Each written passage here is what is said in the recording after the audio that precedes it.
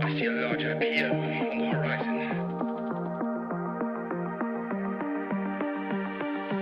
You're surrounded by journalists. Hold your position.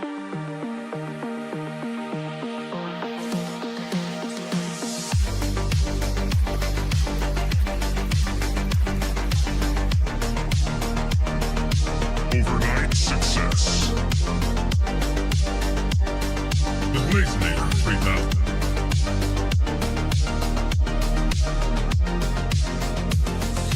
Double blade. Right.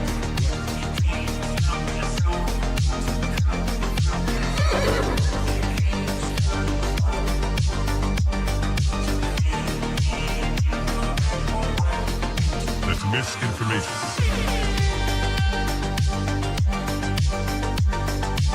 Market clearing order inbound. That's just wrong. We are surrounded by journalists. Hold your position. Pump it up.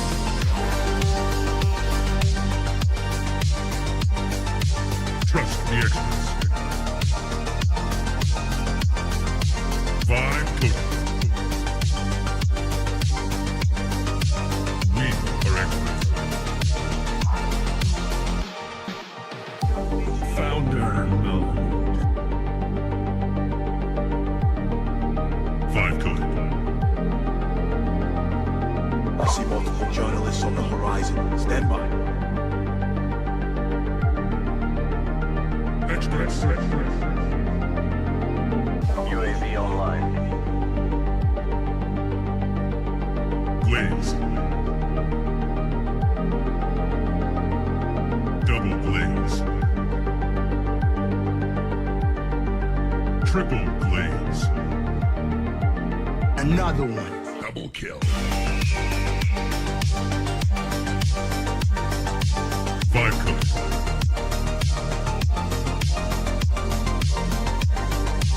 Wrong.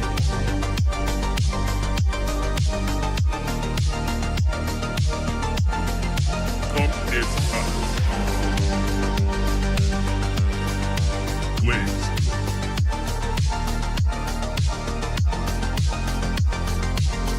Team deathmatch.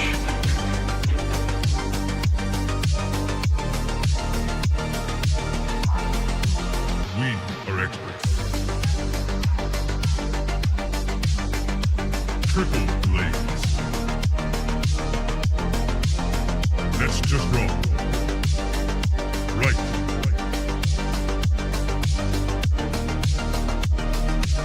Market clearing order inbound. Pump it up.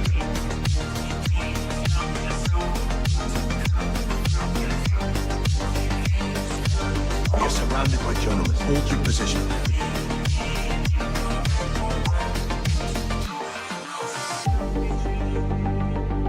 Strike one. Strike two.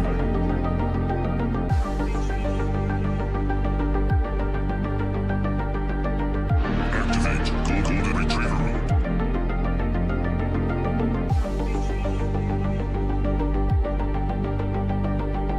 Trust the experts.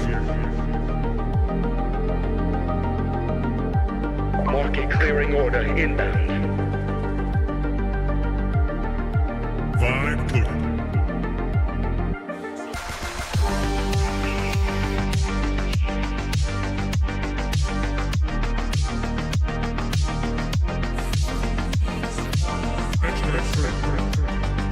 I see multiple journalists on the horizon. Stand by. Founder mode.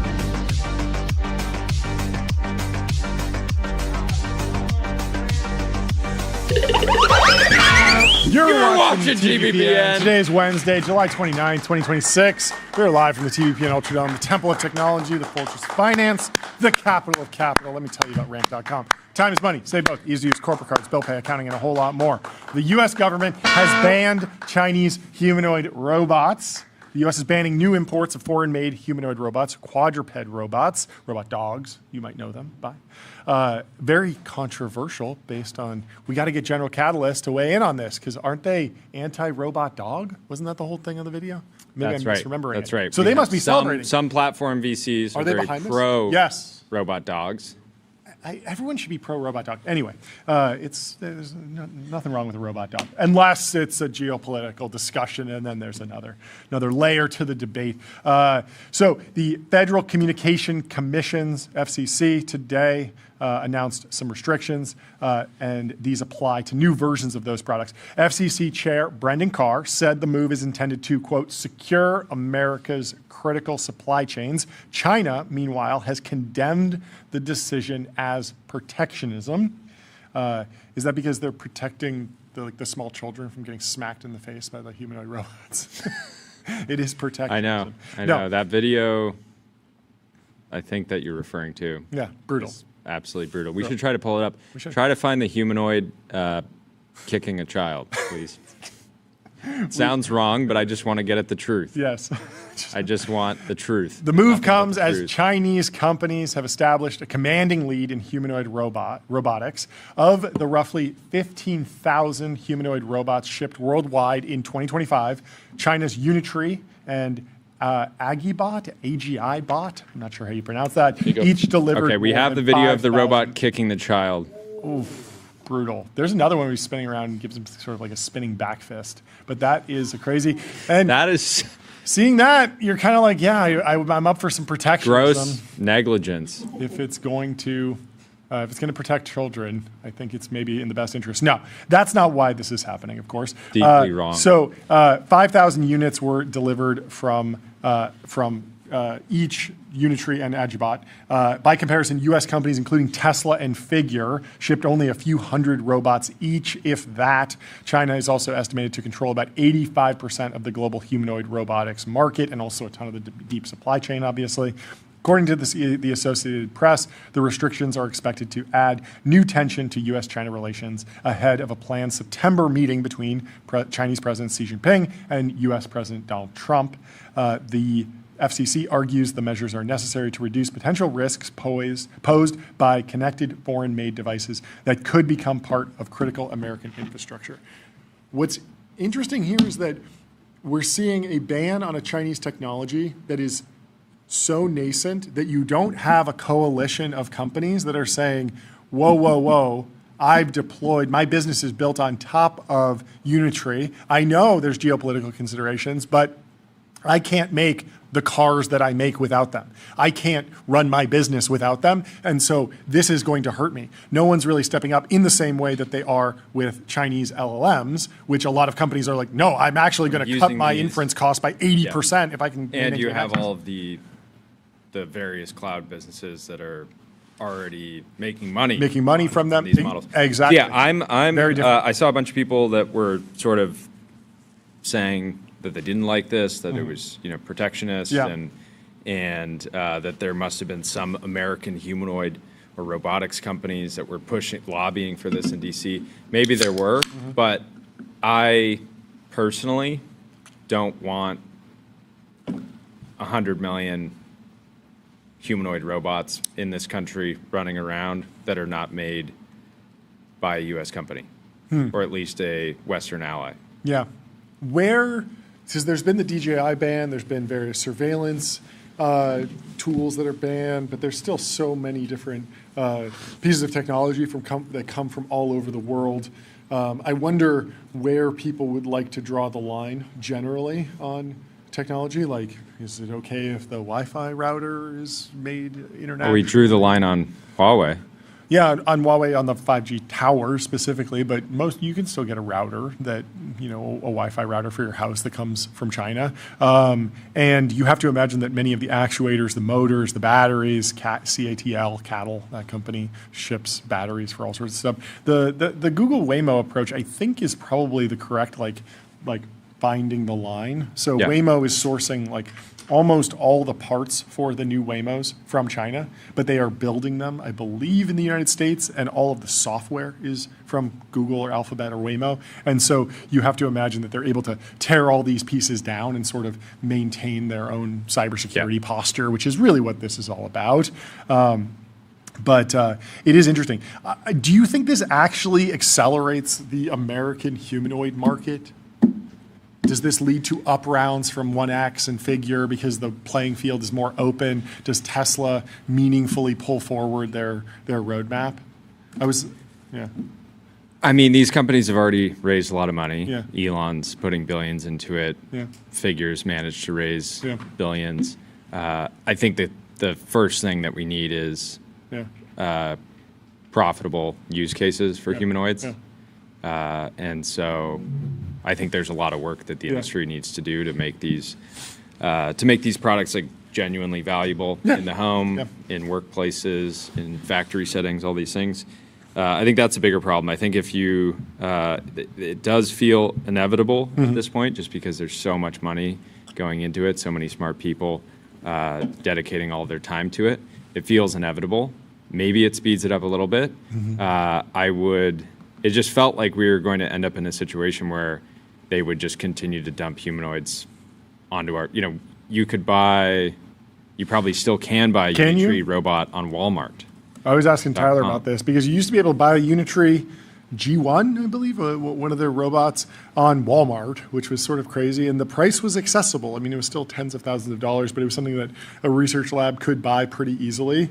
I wonder if there will be other ways for companies to get access to these products, at least for benchmarking, because they will be competing internationally. Like even in a world where, Tesla gets to the frontier of humanoid robots with Optimus, and then they're going up against a Unitree for a deployment in Germany, like BYD, right? BYD and Tesla compete internationally, even though Teslas can still be sold in China, but not vice versa.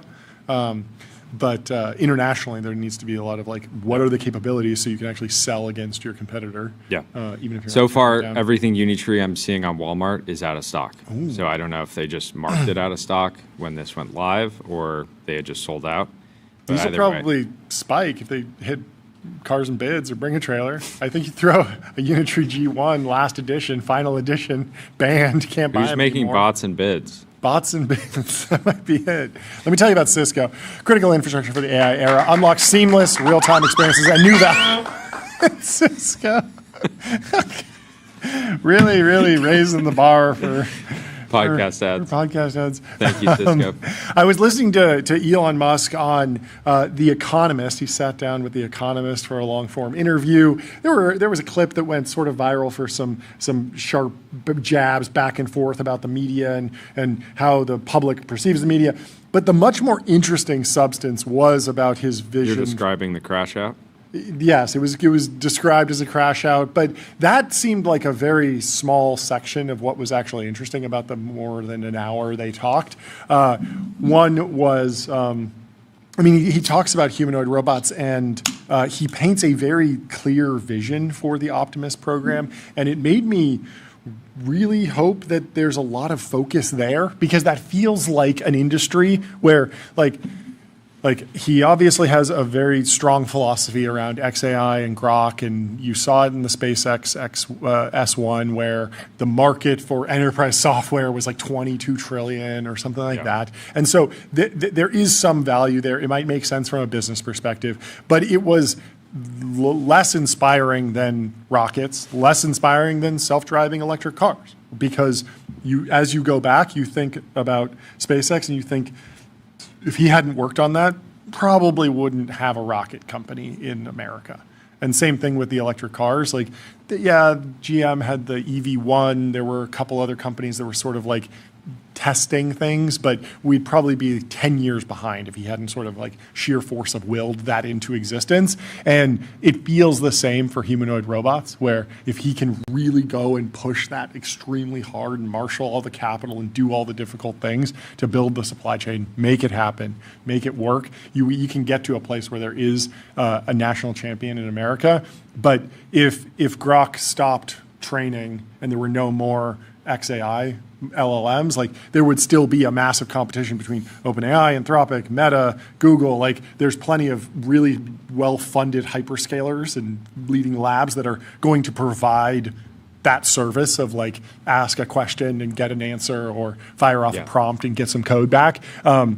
The American humanoid robotics industry feels much more fragile in the sense that if you don't have this massive hammer of capital and will coming to bear, you could just wind up with it never happening, which I worry about. Yeah, and America needs to figure out how to make billions of robots itself. I do wonder how this is going to play into all the other discussions that are going to happen at that U.S. visit by Chinese leader Xi Jinping. He's scheduled to meet with U.S. President Donald Trump in September. I'm interested to see, are they going to be trading this? Can you see if we can possibly get him on the show? Thank you. I wonder if he... What if Xi was just like, yeah, I'm meeting with the president, but I'm also going on a 50 podcast tour while amazing. I'm here. Get him on, There's a bunch of good shows he could do. He should do Modern Wisdom. I want to understand his Hot mindset. Ones would be great. I'd love to see him on Hot Ones. Joe Rogan, of course. I mean, is a no-brainer. That should be kind of the last show. But Nelk would be like the obvious choice. Yeah. A lot of world and they leaders have a history of world leaders have been on there. That's true. Controversial world leaders. That's true. Why not Xi Jinping? Get him on there.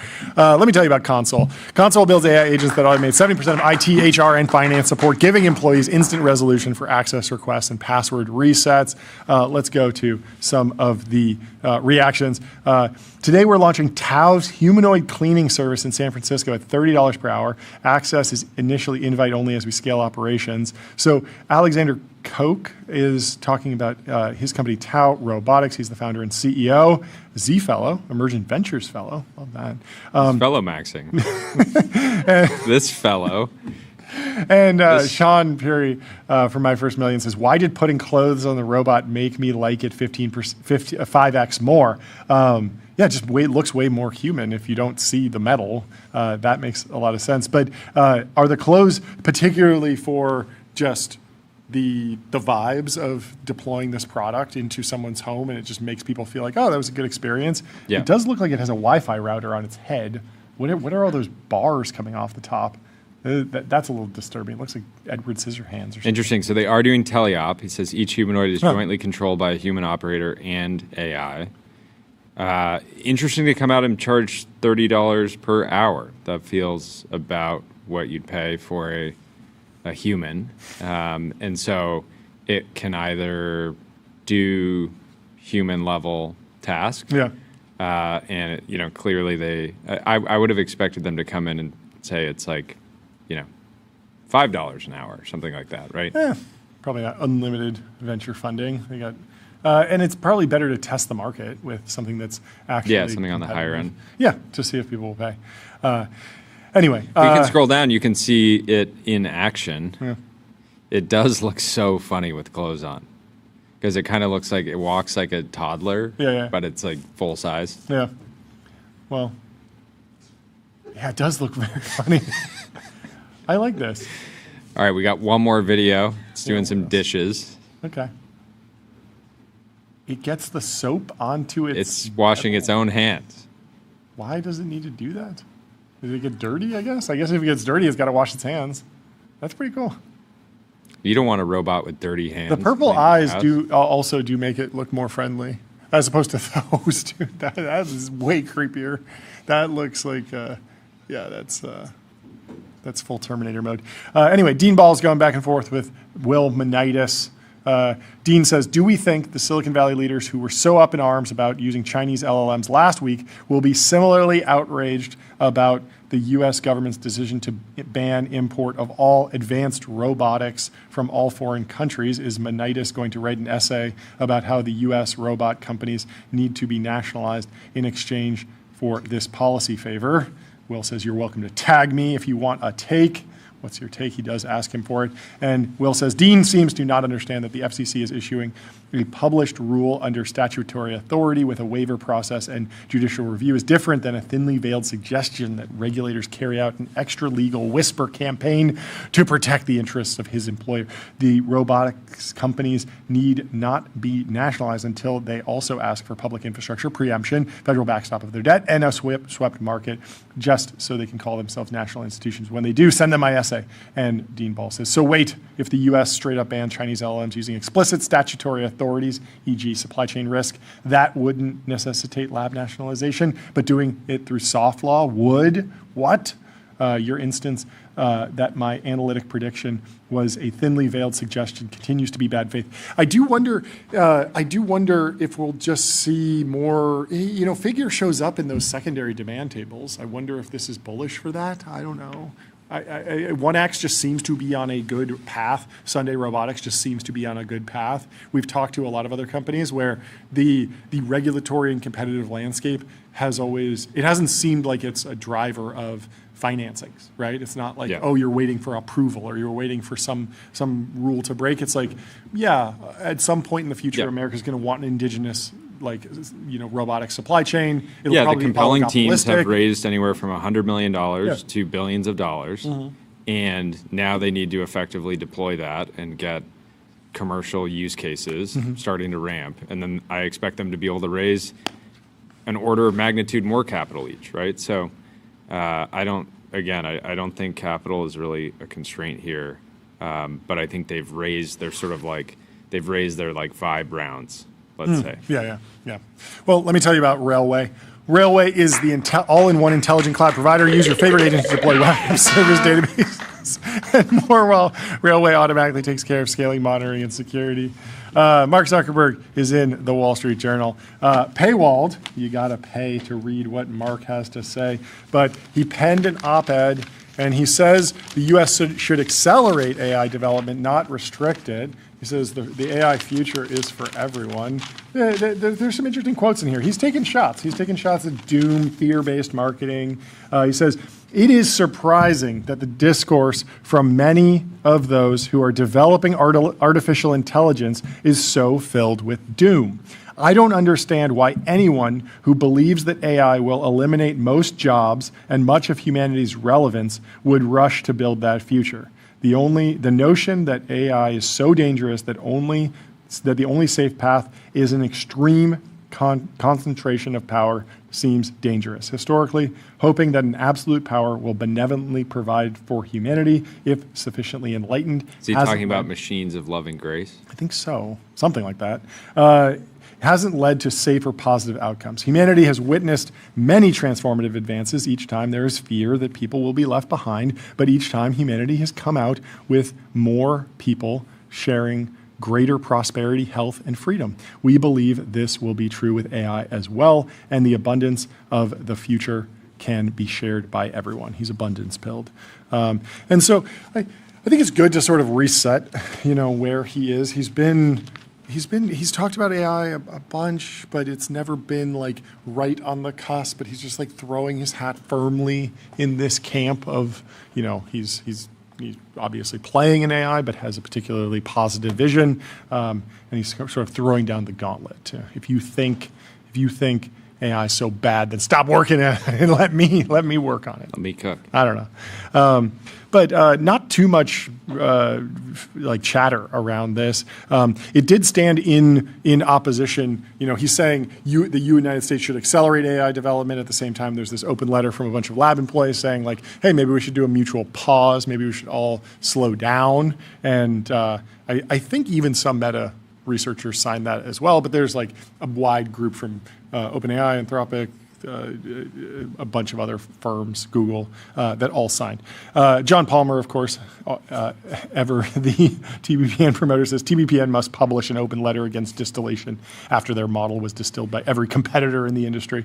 And I said, I'm advocating for a complete and total podcast ban, multi-year federal approval process for new RSS feeds to get issued.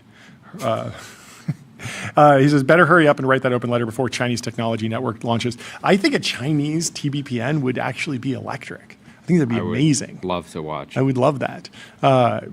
Just wildly different. They just don't do the going direct thing over there the same way. There was like the DeepSeek investor meeting 4 hours that was like leaked. That's not the same as actually sitting down with someone that has a particular point of view. Sitting down with a stack of 200 posts and just chit-chatting. I don't know. Maybe it does exist. But when Dwarkesh went to China, it was such a funny observation. He had a bunch of observations, but the one that really stuck out to me was he was like, I asked everyone, and it is clear, China does not have a Joe Rogan.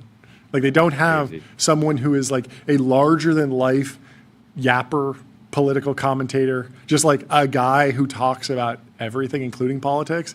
And there's a political reasons for that, but it's also maybe cultural, and it's just interesting because the demand for that would be electric. I feel like you have to imagine that like Joe Rogan clips make their way around the world and are sort of like a barometer for where the American psyche is at in a certain way, like a certain group of Americans feel that way. There's this other post that's sort of interesting to see where the Anthropic back and forth on the open letter goes. Obviously, Anthropic clarified their stance on open source, not advocating for a complete and total ban, but they're very worried about distillation. They're very worried about cybersecurity, and they're very worried about authoritarian uses of AI. All good points. Chetan over at Benchmark says, Anthropic very publicly claiming there needs to be a crackdown on distillation is puzzling. It's a $1 trillion company with incredible resources, and the distillation attacks at the scale they describe would seem easy to detect. I don't know how easy they are to detect. I think the people, harness up a whole bunch of different VPNs and stuff. But at the same time, it's like it's an AI company. Put AI on the job. Maybe you should be able to detect it. So we'll take his point. He's but asking he says, AI to be able to find a needle in the biggest haystack of all time. The world's largest haystack. The final benchmark. Maybe distill bench is distillation attack bench is the one that needs to be hill climbed next. But he says the only cost would be giving up the associated API revenue. So you should have a very aggressive internal policy around if you're suspected of a distillation attack, you're kicked off the API. Of course, in a very short amount of time, you can fire off a lot of prompts and get a lot of tokens, and you can do that across a lot of different accounts. What do you think about this? Yeah, I mean, detecting distillation seems like a very hard problem. I think if it was trivial, they would have just done it. Yeah, and also seems like it's not that big of a percentage of their revenue. Like I'd be surprised if like distillation attacks accounted for a large amount of like. Yeah, I don't think it's meaningful. Also, so it does feel like it's hard because a lot of it doesn't actually go through the direct API necessarily. Like it goes through a company that is vending a service, and then someone is prompting that service, and so you're further obfuscating it. Like there are a number of different sort of wrappers that effectively wrap various frontier APIs, and if you're getting hit in a bunch of different, you're blending all of that together, you're looking at open source stuff. There's also just people that will, like this just happened with, was it Matt Schumer? He basically uploaded to GitHub a game that he made with Opus 5 along with the prompt. And so you can sort of distill on that, like it's only one data point or a small bag of tokens, but there's a lot of people that will share a prompt and the actual output. And so you can train on that, and there's no way to detect that you found that.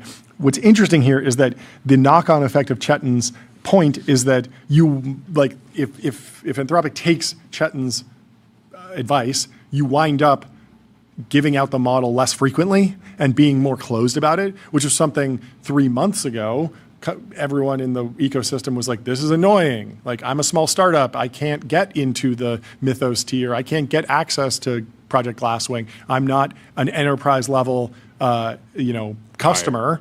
but I just don't get frontier intelligence, and I just get steamrolled by Microsoft, who has access to it, or Apple, who has access to it, or whatever.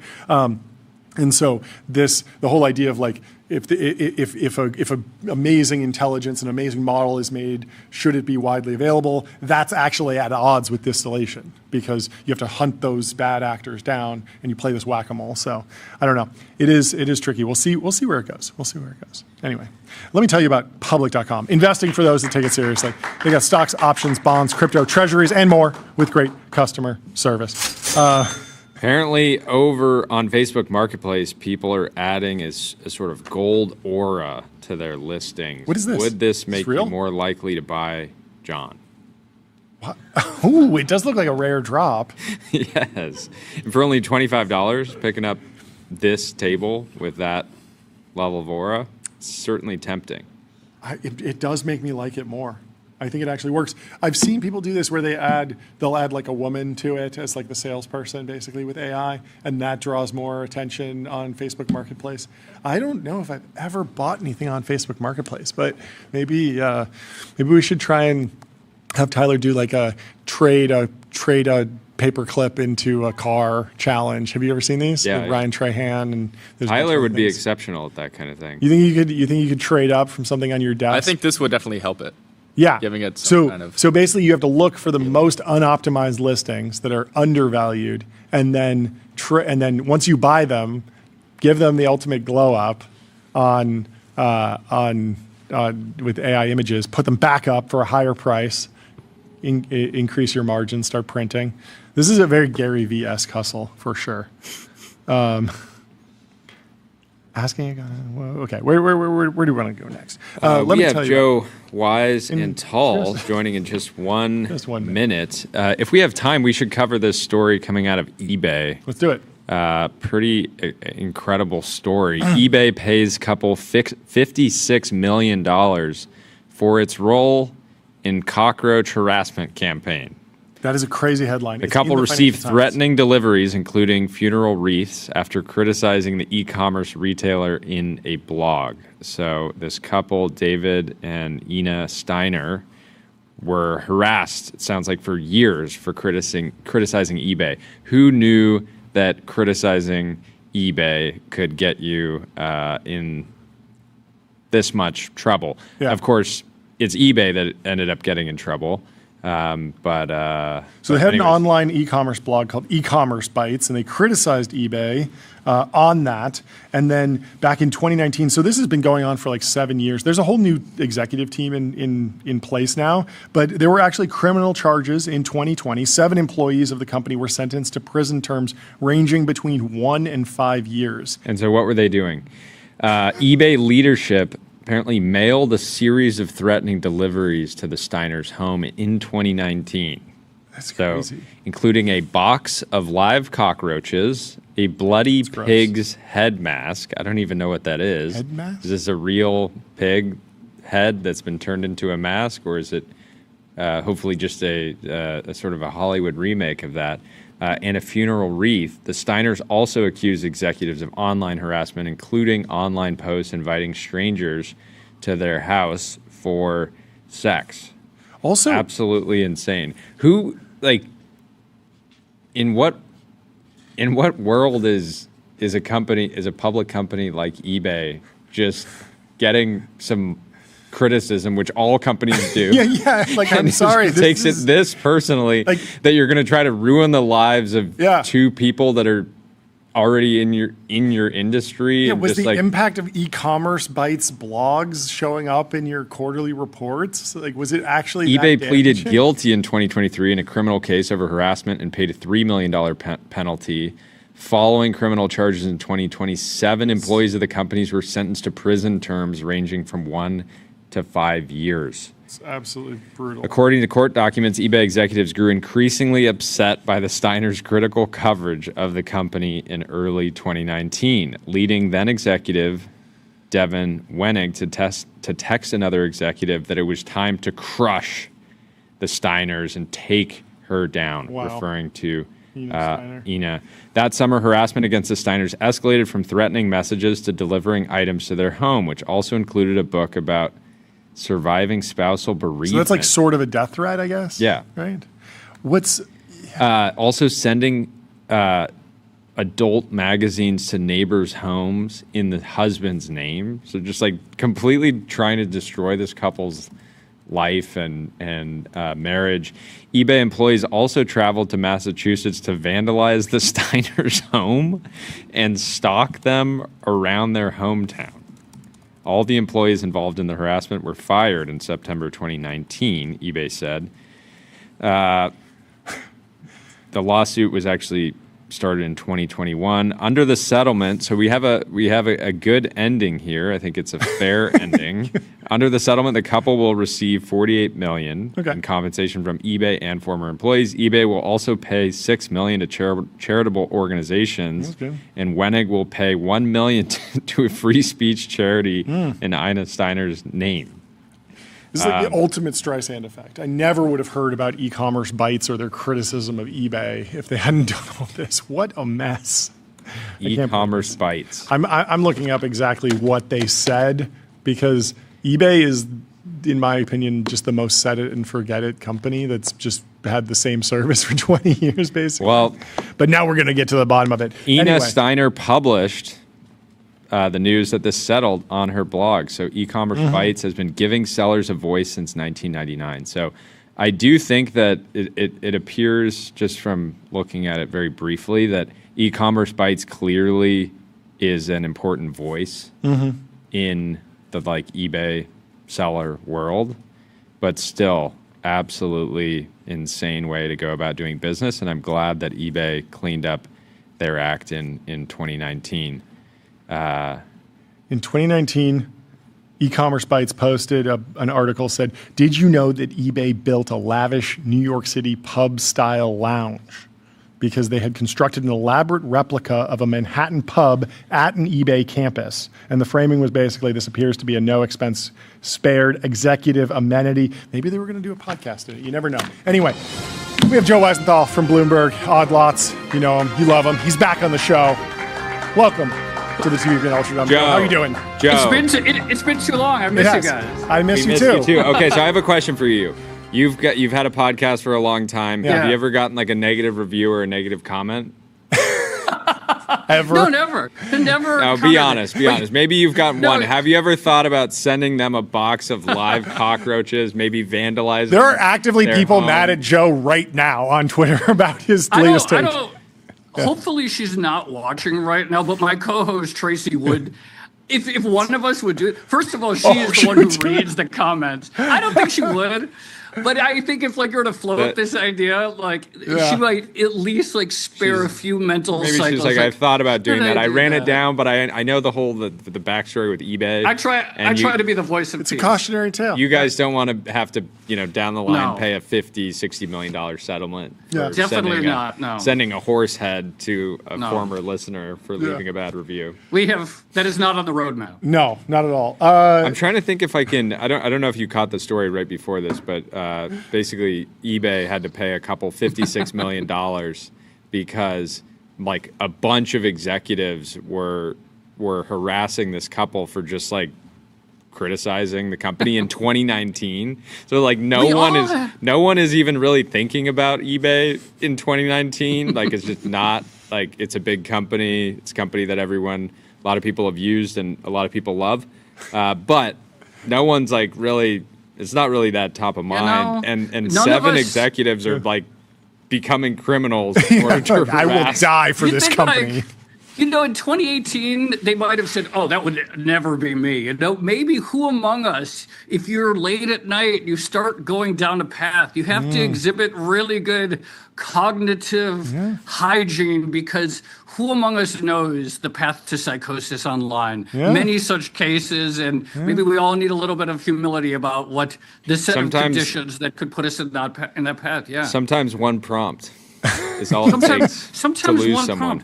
I took a week of vacation last week, and I was like, oh, I'm not going to post anything for a week. And I did. I actually did. But I felt it all like bubbling out like Friday evening when I sort of mentally, it's like, oh, vacation's over. It's the weekend now. And I was like, it's just like all, I was like uncontrollably. So it's like we all have to be mindful and self-aware about what we're capable of, because maybe you don't really know, like when it comes to internet vendettas, what could happen. Do you think social media is addictive? Because I can't, it's so hard to tell when your job is social media. Like, I am the screen time. I have 3 hours of live stream time every day. Yeah. But it's like how I buy really food. So it's like, am I addicted to my job? Like, I don't know. Well, I've thought about the funny you mentioned food, because this is how I justify it, right? I've probably said it before. This is how I justify always being alive. It's like, oh, it's very important for me to know what people are talking about. This is how I hone my skills. But it is like, it's funny. I was thinking like food specifically, because with other addictions, you just go cold turkey, right? You're just like, I'm not, And with food, you can't. So you have to like, it's really hard to like, so even with me in social media, it's like, it's hard for me, like cold turkey is not that hard.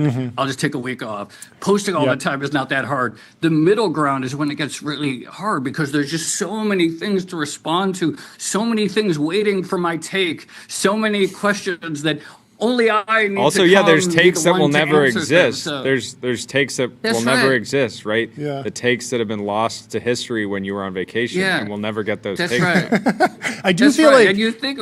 I do feel like one benefit that you have and I have felt is when you have multiple, maybe dopamine reward paths, but like outputs, it is nice to be able to retreat, because you can do a podcast, you can also write an essay, you can also rip off a post. And so if you only have one of those, then you can sort of get lost in the sauce of like, oh, it's been rough since I had a great guest, or it's been rough since I had a great viral banger post. But if you can sort of move around and be like, okay, I'm going to take a break from the knife fight at the dive bar and put my thoughts together into an essay.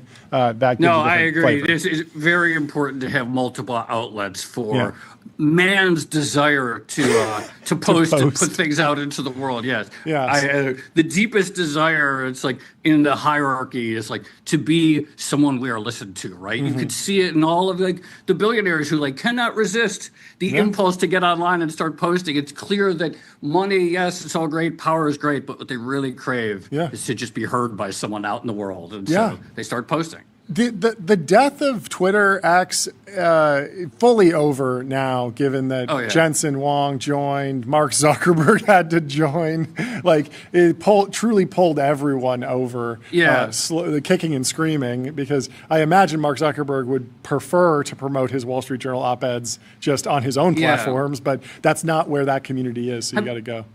No, it's true, like with AI, especially specifically, which is that it's X, right? Like if every time someone leaves one of the big companies, they have to post a big thread or, a really long tweet or whatever, and it's only X. I mean, they could post it on Instagram, they could post it on LinkedIn, they could post it, they don't though. I mean, they might, I don't know. But they posted, that is where the news happens. And you can feel, like I think, the thing that was really striking last week with the discourse, as one says, about the open letter, et cetera, it germinated on Twitter specifically. Totally. Why did the White House, why was this suddenly in that week a thing that the White House in some way needed to talk about Chinese open models? It was because of how much it was bubbling on social media, on Twitter specifically. I actually think the entire thing more or less originated from one tweet that said that Kimi 3 was really good at front-end design work. It was like, that was it. It was that one post, because if you look around, like that crystallized it in everyone's mind that it's like, oh, here it is, maybe as good as the most advanced frontier models. No, there was one category of one overall thing, and that was the thing everyone locked into. And from there, and I believe that was the moment straight through to, okay, now the White House and all these companies need to make comments about open models, can be traced to that specific all online, all on Twitter from that. Front end built this country. If we don't have front end, we don't have anything. this country needs front end development specifically. No. That's I mean, right. I agree with you. When I was looking at the benchmarks, I was like, the one that I'm actually interested in is the cybersecurity benchmarks. Because that's where we could actually have this meaningful discussion of, okay, you just actually democratized hacking into things. This is going to get kind of crazy, and you're going to have like script kiddies out there that are, just hacking into the random flower shop on the corner and just making it a nightmare for them. And we couldn't really get there. I don't know. That hasn't been fully. I forgot who posted this, but someone was sharing this morning. They were trying to figure out how much you need to spend to have your own setup at home to be able to run Kimmy efficiently. It was like $100,000. Yeah. Right. Just to get to the point where you'd be able to. Yeah. And it's a lot of energy. In a sovereign way. A sovereign hacker would need to have $100,000, which hopefully prevents like the script kiddies. It might be the new Lambo, though. You get the influencer, the LARPer. They got the NVL72 in the corner. You're like, yeah, what's up? I got the sovereign AI going. I don't know. How else did you process the open letter? Were you surprised by the order that companies signed? Ben Thompson had this interesting take that it's two of the last companies to sign. I don't think Apple's signed yet. You'd think that they benefit from open source since they haven't been playing that game. Amazon was also a little bit late, but Amazon and Apple both have physical products like warehouses, and they sell physical things. And so they're maybe a little bit less nervous about AI disruption because they have a physical aspect. I don't know what you thought about the sequence of events. Yeah, I mean, I think there was like two things that really struck out to me, which is that the first wave of signatories were either companies that are behind the frontier or NVIDIA, which does not want to be left with only one or two clients. Like, this is the thing. So they're like, let's start with NVIDIA.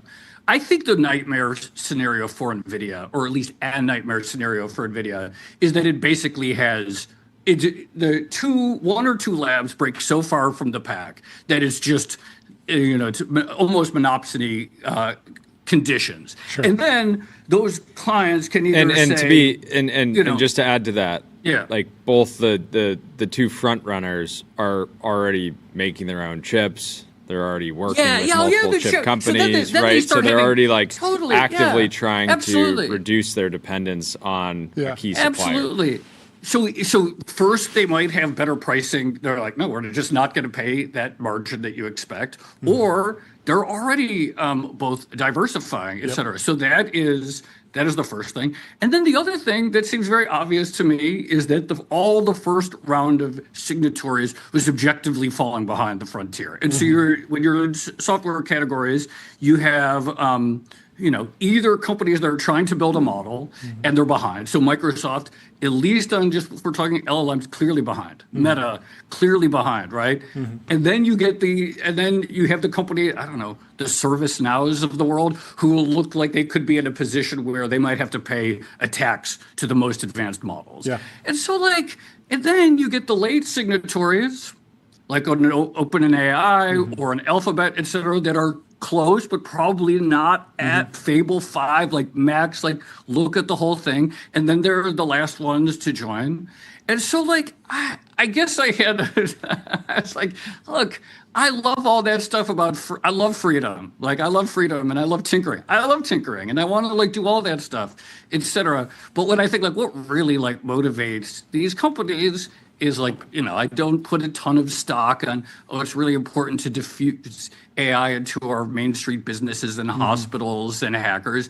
Sure, great. I love that stuff. Lovely. But I think there is I think the thing that would really, we're really not psychologically or sort of as an economy really equipped to think about what if one or two of these companies just runs away with it? What if Anthropic just runs away with it? What if we sort of everyone's sort of in the game. And I think for most of us, I'm not 100% sure of this because I'm not the most sophisticated technical person at all. But I have a feeling most of us can't really get a good intuitive feel for what is the difference between a GPT 5.6, a Fable 5, or even the most advanced Gemini model, or a Kimi or a DeepSeek 4 or whatever. We're probably not really able to personally grasp what the difference is at the extremes. But like, what if in a year from now there's one company, what if or two that are just so like clearly like there is no longer any debate, these other ones just are not in the game? That is a very weird, I would say very deeply uncomfortable situation we would find ourselves in. I think none of us would like that. I think most of us feel comfortable in a world in which you have a handful of companies roughly jostling around the quote frontier. Is like, okay, this is like comfortable for us. But if we weren't in that situation, like I think we would be, rightfully, all of us would be quite anxious. So was Lena Khan right? Well, this is the thing. I think that the Mark Zuckerberg op-ed in the Wall Street Journal, I think further hammers this point. And I actually think there's a sense in which I find the Mark Zuckerberg op-ed to be a little bit maybe more interesting than the open letter, because the open letter is sort of this plausible deniability where we're advocating for a principle here, and that principle is open rights. The Zuckerberg op-ed, and it's also like it's for their. It's just, again, I think part of what you appreciated is like using the open letter format to just advocate for your own commercial interests. It's like almost like stolen valor, you know? Sure. But like, so like the open letter, like the Zuckerberg op-ed in the Wall Street Journal, I thought actually took it a bit further. He's like, we cannot have super intelligence controlled by one company. So that was not merely saying, let's let the market decide, let's keep like light touch regulation. He was saying, no, this would be existentially bad, which I think most people would actually agree with, if one company were to be the monopoly provider of, quote, super intelligence, unquote. So then you think, okay. Which is funny, too. Because he's like, it's very funny. Well, he's probably top 3 largest customers of Anthropic. Oh, sure. Right. Right. So he's the one fueling all of this, and then 2 months later he's like, okay, actually, but isn't that like to me, that like if that is a very telling fact when you think about like who are the largest customers, the competitors. So it's like that marginal difference. Like I said, like most of us probably can't really tell a big difference between like advanced models. But when you have like a really big, very high skilled, very like sophisticated model maker, and they're a huge customer of a major competitor that's better than them, like people are going to the frontier. And this is something that like surprised me. Like I thought maybe like there would be a bit more of a market for like sub-frontier intelligence or like, quote, cheaper intelligence. But look how fast Anthropic turned out Opus 5, and I haven't really used it that much, but it could be like that in a market where if there is one winner, that winner could emerge all up and down the price curve, and so you have like your Gemini Flash level frontier. And I mean that's what Sam was on Invest Like the Best yesterday, and he's talking about how you as a company that sells intelligence, you want to have the best model at every point of the cost curve. Like it's actually going to be important to hit all of those different moments. Yeah. And it seems like, and look, things change by the week. So I'll come back on in a week and I'll say something else. But it seems like a while, like I started, like I was just sort of poking around. I was like, oh, Gemini Flash, this is really fun for like high batch, low intelligence things, right? Like you could do 30,000 queries in 2 hours and it cost you $20 or something. I was like, oh, that's amazing. Could be pretty good for my life as a golden retriever. It's great. High batch, low intelligence. Yeah, that's right. Doing a lot of stuff. But probably, or it seems at least plausible, that the company that has the most advanced model will probably also win for the sort of like low, or could at least be in a good position to also win the high batch, low intelligence. Yeah, but I would say there has been a lot of pushback around the RSI narrative in the last 24, 48 hours because Opus 5 is actually not getting great reviews from the community. I think people had initially, they felt like people thought it was like a great in-between between like a Fable and a 5.6 Soul, and then now I've seen a lot more negativity towards it.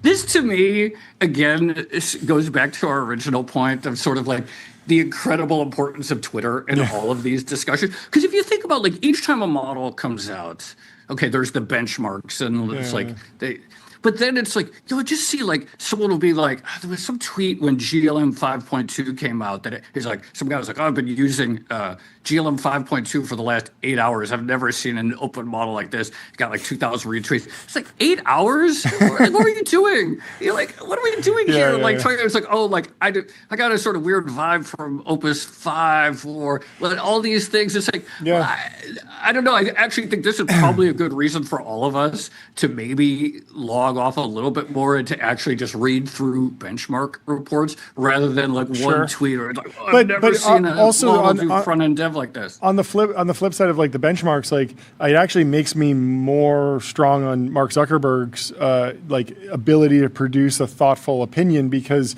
he's spent $1 billion on frontier intelligence in a month, deployed across 10,000 people, and can look at like how the needle moved across different models and actually look at the efficiency, like the ROI is at the end of the day what matters in a business context. Yes, the vibe check matters. Yes, the benchmarks matter. But at the end of the day, in terms of moving the needle from 10 billion to 100 billion in revenue to $1 trillion in revenue, a lot of that's going to be driven by our companies actually like getting the bill and being like, yep, I'm happy to pay because it was worth it. This is something I noticed a while ago, which is that you read through like a lot of these like popular benchmarks that come out. And the thing that has surprised me is that up until like recently, most of them actually don't talk about the dollar cost of completing a task. So it'll be like, can the model solve these 100 problems in engineering or whatever? And it's like, oh, this one got 85, and this one got 75, right? But what we're really like going to need is to see like, what was how many dollars do I have to spend to get 90% of these questions solved? And we're just starting to see that. And I have a theory, but I don't really know if it's right, that probably a lot of these benchmark organizations started from like a safetyist mindset, right? Like they're worried about like, bioengineering risk or hacking. Like, can you do it? Binary. And can you do it at any cost, right? Because you don't really care about your token cost if you're like trying to exert a lot of damage. You just do it.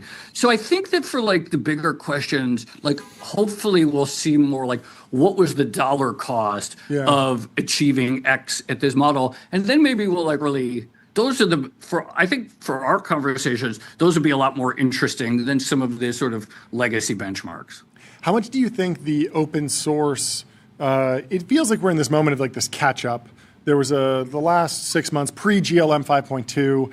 It felt like open source was sort of falling behind as the Frontier Labs released more models and more crazy demos, and there were more stories about Mythos and solving math problems and all these crazy conjectures and stuff. Like the labs were sort of trading back and forth with like new capability, new benchmark, crazy thing. And open source was kind of quiet. And then we got GLM 5.2, Kimi K3, and all of a sudden it was like, oh, okay, like the open source market is catching up for sure, still on the same trajectory, maybe still behind, but like, you know, like on track. How much is that moving the market, do you think? How much are we in a replay of the DeepSeek moment, the Jevons paradox debate? Because it feels like there's this sell-off, but I don't know, like, it feels weird to me that people would be processing it the exact same and making the same mistake that they made. So is this time different, or how are people talking about it in New York? Like, yeah, us people who just care about the lines going up. It is, I think, like, no, for real, though. I mean, I do think, like, it's plausible that this, on some level, this is just another, quote, DeepSeek moment in the sense, like, you get a little bit freaked out. I agree with you. Like, it's weird to think that, like, you would do that same playbook twice. I think, like, another factor is just generally setting aside, like, maybe the Kimi and GLM stuff as a little bit, maybe it's a little overrated in terms of a story. I think people are looking at a situation in which they just do not foresee the end of these free cash flow losses, right? Yeah. There's just like, we're nowhere close. It's like, okay, when is the off-ramp for this spending? Yeah. That story isn't totally satisfying, because if it were just about, oh, they're spending $1 gazillion on capital expenditures, you would expect the Korean chip stocks to do well. I mean, the Korean chip stocks have been absolutely getting crushed over the last 3 weeks. Yeah. So like, there's something more to the story here. Like, I don't like. It could just be that a lot of manic. It could be two separate things. It could be there were a bunch of manic traders in Korea who were buying these double and triple X leveraged ETFs that just trade SK Hynix, and then that had to eventually flush out because there's so much volatility baked into that you get a little selling and it ripples. And then in the U.S., it could be that investors are looking at it like, I do not have any confidence that I could name the date at which the alphabets of this world will return to positive free cash flow. There is no reason to think that off ramp is coming when they could say like, oh, we're good, we have enough compute. So maybe there's a couple of things going on that I think are perhaps a little bit separate from the pure like, oh, we're freaked out about margin compression from Chinese open models. Yeah, it's very odd because the industry revenues are going up, and the revenues are very, very diffuse. Everything from a ad-supported use to a $10 subscription to a $200 subscription to a hyperscaler spending $1 billion in a month on tokens. Like the demand is there in that it is this economy. It's not this total circular. There's just one like it's like NFTs or something like that. It's not some dislocation, but I agree with you that as you play out the CapEx requirements, we've now drawn down all the hyperscaler cash flow. We're issuing more debt and equity. And at a certain point, you're like, okay, if there's another 10x increase, if there's another 100x increase, like there's sort of not enough money in the world for this. Like, and so you almost need a pause on CapEx more than you need a pause on like the capability development because I do think that if you just spent the CapEx that you're spending now, paused, and then just did the diffusion work to get these models into all the different businesses and use cases, like the economic upside and the ROI would be there, but not when you're going to spend 10 times next on CapEx. Yeah, I think my framework is like you have the whole world betting on a meaningful capability, like continued capability increases, which I think is like okay to lean on because we've just been seeing that quarter over quarter. It is real. Yeah. And then you also have some like hoarding, which is like not only are the capabilities going to get much better, I'm also going to basically figure out a model that's going to be so good it's going to just like hoover up a bunch of like new demand, and I'll be able to ramp revenue and justify all of this CapEx. And if I can't do that, someone else will. I'll be able to offload it, right? Yep. But the concerning thing right now is like the incremental big buyers of compute. You effectively have two players there, and then at the same time you have the whole industry being like, well, like praying for like an oligopoly as opposed to a duopoly or a monopoly, right? Yeah. Like very interesting scenario to have the biggest companies in the world so scared of a monopoly that they're effectively praying for an oligopoly. Is my view on it. Yeah, it's really wild. And I don't know if you guys saw today the recent blog post from Dwarkesh. Dwarkesh had a great thing about like expectations that compute could get a lot more expensive. Yeah. Which one of the sort of stylized facts of the last few years has, of course, been the extraordinary drop in token prices, right? Like if you go back to like GPT-3 token prices, they're down like 99.9%. But like, so we think, okay, there is some iron law that token prices will get cheaper over time. But maybe not. I mean, we thought there was an iron law that memory prices would drop over time, right? Or that any sort of hardware would drop over time. And what the story of the last 2 years is that turns out that is capable of reversing.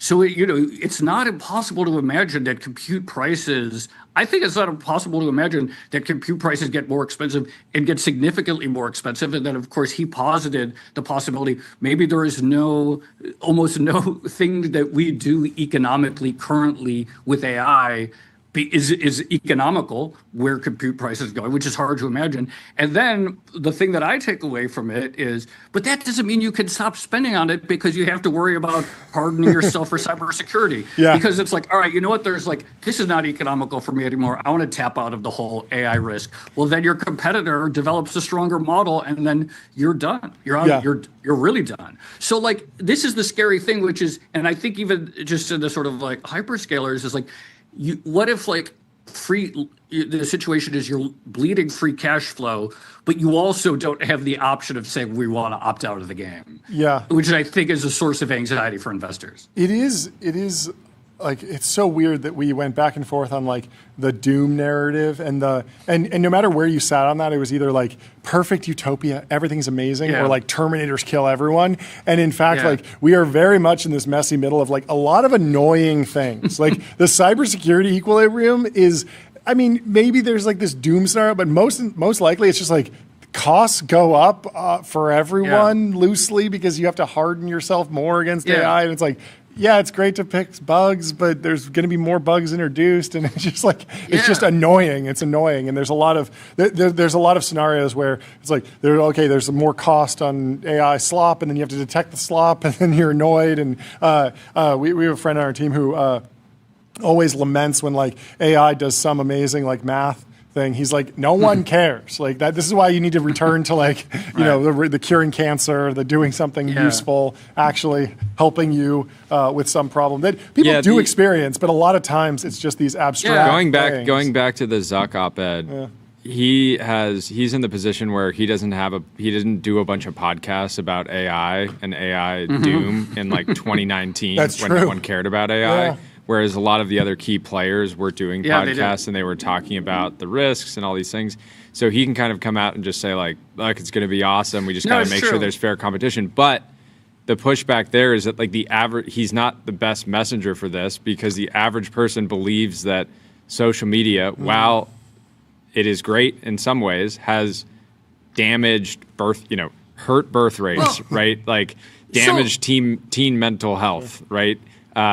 Is just like draining the attention, right? All these things. So like, he's maybe the best messenger that we got, but he's not the best. This is the issue that I arise when I think about this is that like, okay, you have two executives. One is like, it's all going to be okay. And one of them, we're going to have doom, right? So, and then it's like, well, which one of them has been paying attention and taking seriously AI for the last 10 years, and which one of them 3 years ago is talking about the metaverse? Well, it's like, I'm going to trust the one who has been taking AI seriously for the last 10 years. And then unfortunately, that happens to be the doom guy, or that seems how it is. Yeah. That unfortunately, that like, if you just go by these heuristics we have of like, well, who was like, there have been people who are like very right about AI who are very nervous. Yeah. And this is like what makes me, I don't have any ability to adjudicate these questions. Like, I'm just reading stuff on the internet. I'm not. So, but unfortunately, a lot of the doom people have had much better intuitions about just the broader trajectory of the technology than the people who are very optimistic, who 3 years ago or 4 years ago were talking about NFTs. Well, yeah, and there's some line, I think it's from Demis, where he's saying like he met with Zuck when they were selling DeepMind. Yeah, and it's a great part. Zuck, viewed like the metaverse as like, or VR as like equally interesting to AI, and that was part of what made him decide to not go to Meta. Has Dennis never watched a movie in VR? It's electric. It's the best experience. No, it is funny because you got to. It's amazing. Apple Vision Pro. It's fantastic. But there was a doom narrative around crypto, and there was a doom narrative around metaverse. The crypto one was that every criminal is going to be able to transact anonymously, and there's going to be a huge increase in drug. Well, the doom scenario was actually that the dollar would just completely collapse. That was something that people were cheering. They were excited about that. And then with the metaverse, it was like wireheading. So everyone's going to be in the metaverse, and we're going to lose any and all interaction in the real world. And of course, Mark Zuckerberg never addressed that. He was never on podcast being like, yes, there is a risk that it goes into the matrix, and we're all in these virtual worlds, and like, I'm not going to do that. Apple sort of like forced his hand with that, with the crazy AR and like the screen on the outside. And Apple's messaging was like, we don't want to be an isolating device. We want to be a mixed reality device. And they were sort of being like the anti-Doom, but Zuck never really went full like Doomer or even addressed it. And then of course we just like sort of got the good ending because it just like kind of flatlined and never really went anywhere. I don't know. I don't even know if that's the good ending. It's like the middle ending. No, totally. And it's interesting because when you read like that Zuckerberg op-ed in the Wall Street Journal, it reads like, so you mentioned like everyone is super cynical about social media, right? You mentioned the birth rates. Everyone's got just feels so like kind of gross about the whole thing now. But, in like 2010, 2011, people were like really excited. It's like, we're going to connect. This is going to be great for democracy. Citizens are going to like be able to like collaborate and stuff like that. And so when I read the Zuck Op-Ed, I was like, this is a kind of optimism that I haven't read from anyone in over 10 years about where like digital technology is going. Unfortunately, people like, very few people are as optimistic about social media as they were in, say, the beginning of the 2010s. But it did harken back to that this is going to be very democratizing, et cetera. And I hope it is. Well, I expect, like, personally, social media, I do think has made my life better. Like if you net it out, it's like I work. Me too. I work in media, but even if I didn't, pre being in this kind of business, met a lot of people. I learned a bunch of stuff that I otherwise wouldn't. I think it's had a net positive impact on my life. I think that AI, hopefully, one of the good scenarios is that it is the same way, right? Where like net makes everyone's lives a bit better, even though it has these things that are quite bad, right? I think we should be open-minded to that possibility. I mean, look, we get things. Everyone's dooming so hard these days about it, and you just go down the list. We could easily rattle off 3 or 4 big things right now. But usually we're wrong. We're pretty bad about predicting the future, and so like we should be open-minded. I think towards like right tail scenarios where things go well, because I don't think I put a lot of stock. Or I don't think there's any good reason to put a lot of stock on what the Twitter conventional wisdom is, or the editorial board of any publication, what they're all anxious about right now. Like, I don't know what that great outcome looks like per se. Look, we could get great technological breakthroughs. I'll say one thing, which is that like in the circles of people I talk to, everyone is like reading more philosophy these days, probably because of AI. That's pretty good. Like, I'm pretty happy. Like, that's a pretty cool thing that like people are sort of like a reignition of a certain curiosity about things that I think was sort of dormant for a while. So it's like, that seems like a pretty good thing. Some of us are making music for the first time in years. making music. No, like we should pay attention to like I actually do think we should pay attention to the good things that are, because it's so easy to get caught focused on a negative narrative. In the meanwhile, like various like positive things are happening. I changed a flight recently, and it was much easier because I used ChatGPT to like walk me through the process of like turning. Let's there go. You go. Of like making a round trip flight to a 3-leg flight, which I was very anxious about, is easy. So like we should pay attention, I think, to things in our like day-to-day life that we can say, you know what? AI is sort of making this better, even if like it doesn't feel like in the whole, even if we're like anxious about where it's all going. Last question. You have a podcast. We have a podcast. That's right. There's a lot of new podcasts. Would you support an open letter that we're writing? We would like you to sign it to ban new podcasts. It would require Well, it actually wouldn't approval. ban, but there would be a multi-year sort of approval process, bunch of safety checks. And sort of like a new government agency to issue RSS feeds. Yeah, this is really important. It is. I'm so glad you brought this up. Because this is such an important topic. Someone could just launch an RSS feed that ends the entire world. Who knows? We don't know. It can't happen. or removes viewers and listeners from Odd Lots and TVPN. We cannot let that happen. That's ridiculous. Are you saying that I would do this for my own financial gain? This is crazy. I can't believe you would even go there. That's wild. I would never think that way. I'm purely thinking altruistically. Okay, Joe? Let's leave America it there. needs to win on podcasts. We do. And this is very important. We actually are objectively winning. We are winning on just talked about. We have been winning on entertainment and have no. No, there's no competitors yet. Yes. Well, thank you so much. I'm signing the letter. I love it. Anytime. I love it. Thanks we'll for having circulate. me. Great to see you, Joe. Have a great rest of your week. Thanks, we'll Tim. talk to you soon. Take care. Goodbye. Bye. Let me tell you about Figma. Agents, meet the canvas. Your AI agents can now create and modify your Figma files with design system context. And we are very fortunate that we have our next guest, Jameson Detwiler, here with us in the TBPN Ultradome. Welcome to the show. Thanks for having me. Please introduce yourself and the company. Yeah, I am Jameson Detwiler. I am the co-founder and CEO of Chip, and we are building what we like to think of as the ideal second car today, but as everything becomes autonomous, the ideal primarily owned vehicle of the future. Okay. Yeah. Can we get the chip that I spec'd out on the big board? Because it is a special car, and I think it would provide some important context. So quick facts, it's an electric low-speed light utility vehicle. How do you rate my spec? How do you rate my spec? I love the spaceship there and everything, and the spaceship, you obviously got the surf rack, yes, and the TV on the front. Yep. This is pretty good. If we could get TBPN on there, it would kind of complete it. But good start, good start for me. Before we get too much into Chip, what were you doing before this? What led you to creating the vehicles of the future? Yeah, before this, I was at Tier Mobility, which was Bird and Lime's largest competitor in Europe, backed by SoftBank and Mubadala. They own Spin scooters in the U.S.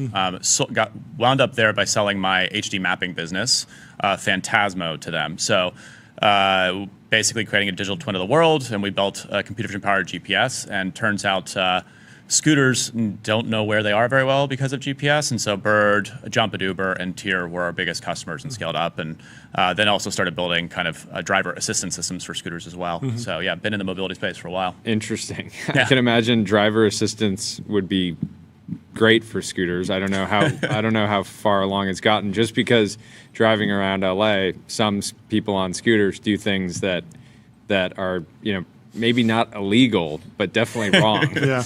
Yeah, I mean, we say driver assistance is like ADAS in cars, but really it was about restricting their behavior, right? So it's like, are you drunk? Are you on a sidewalk? Are you going the wrong way down a bike lane? And so you're putting that on there, and it just, camera and compute at the edge running there. So it's building a lot of that kind of, Why is autonomy important for this vehicle? This feels like the last place I would want self-driving. I need self-driving in the morning commute. I'm tired. I'm going 40 miles or 20 miles, and I just want to zone out and just get to where I'm going. But this looks fun to drive. This looks like you're driving it around a small community. It's not that much of a hassle to actually drive. Why is autonomy important? Yeah, I mean, for us, where we're starting with the autonomy stack is actually kind of like the inverse of what you'd expect when you get from a Tesla or anywhere else, right? So we like to say Chip is fun to drive, but parking never is. So this is not like FSD in a Tesla.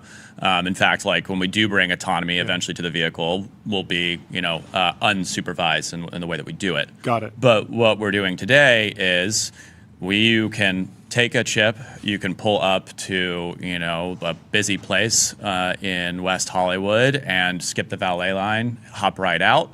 Chip will go off, take care of himself, take care of the parking, show up when you tell him to come back, either from the calendar or as you speak to him or text you, let you know when he's on the way back there, and pick you up exactly where you want to be picked up, unlike a Waymo, right, which will make you walk a long distance. And the way that we're able to achieve this, by the way, today is with direct remote control of humans, because there's actually a data gap there. Okay, is there also an easier regulatory approval path? Because if it's only autonomous or remotely controlled while there's no humans in the car, it's safer? Does that make it easier to get to market faster? Yeah, so it's definitely an easier path, and for us, we think a very responsible path. Because when we run our, we're going to be running our pilot in Miami this winter, a great market for us where we're based, and we're, our early customers are going to have effectively, virtually unlimited access to it, and they'll hop out and we'll take that vehicle. we'll drive it. In fact, we'll drive it at lower speeds on less busy roads, et cetera. And so it's just a way for us to validate and bring kind of that safety level up. And then eventually we'll drive with people and we'll move from direct remote control to, full autonomy here over time. Yeah. That makes sense. Jordy, sorry. Yeah, that use case is cool. I think think about you have a dropping a surfboard off at the beach. Yeah, that. But there's something. One of the biggest benefits of having a driver is just being able to be I need to run to the grocery store, pull up outside, go straight in, even if the parking lot is crazy or chaotic. You're just going in, coming out. You're not thinking about it. To me, that's the most underrated. The number of people that have drivers but they don't order delivery groceries is very small. But yes. No. I'm just saying. To me, that's been a.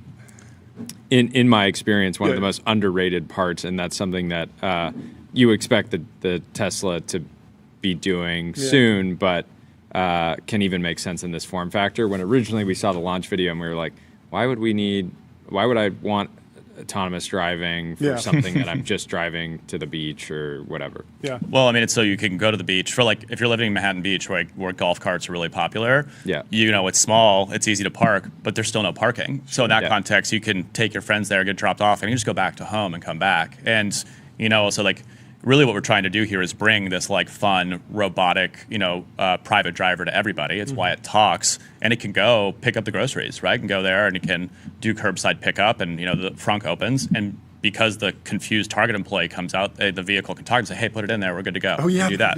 Yeah, exactly. What do you think? What do you think?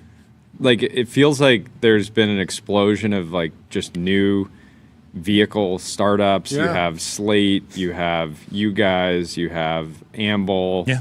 Clearly a bunch of smart people at the same time were why is there not this super specialized vehicle, right? Slate was it's going after a everyday pickup truck. Amble's focus on resorts, right? You guys are focused on everyday consumers and in these sort of my view coastal hubs, at least that's where I see you guys getting a lot of traction.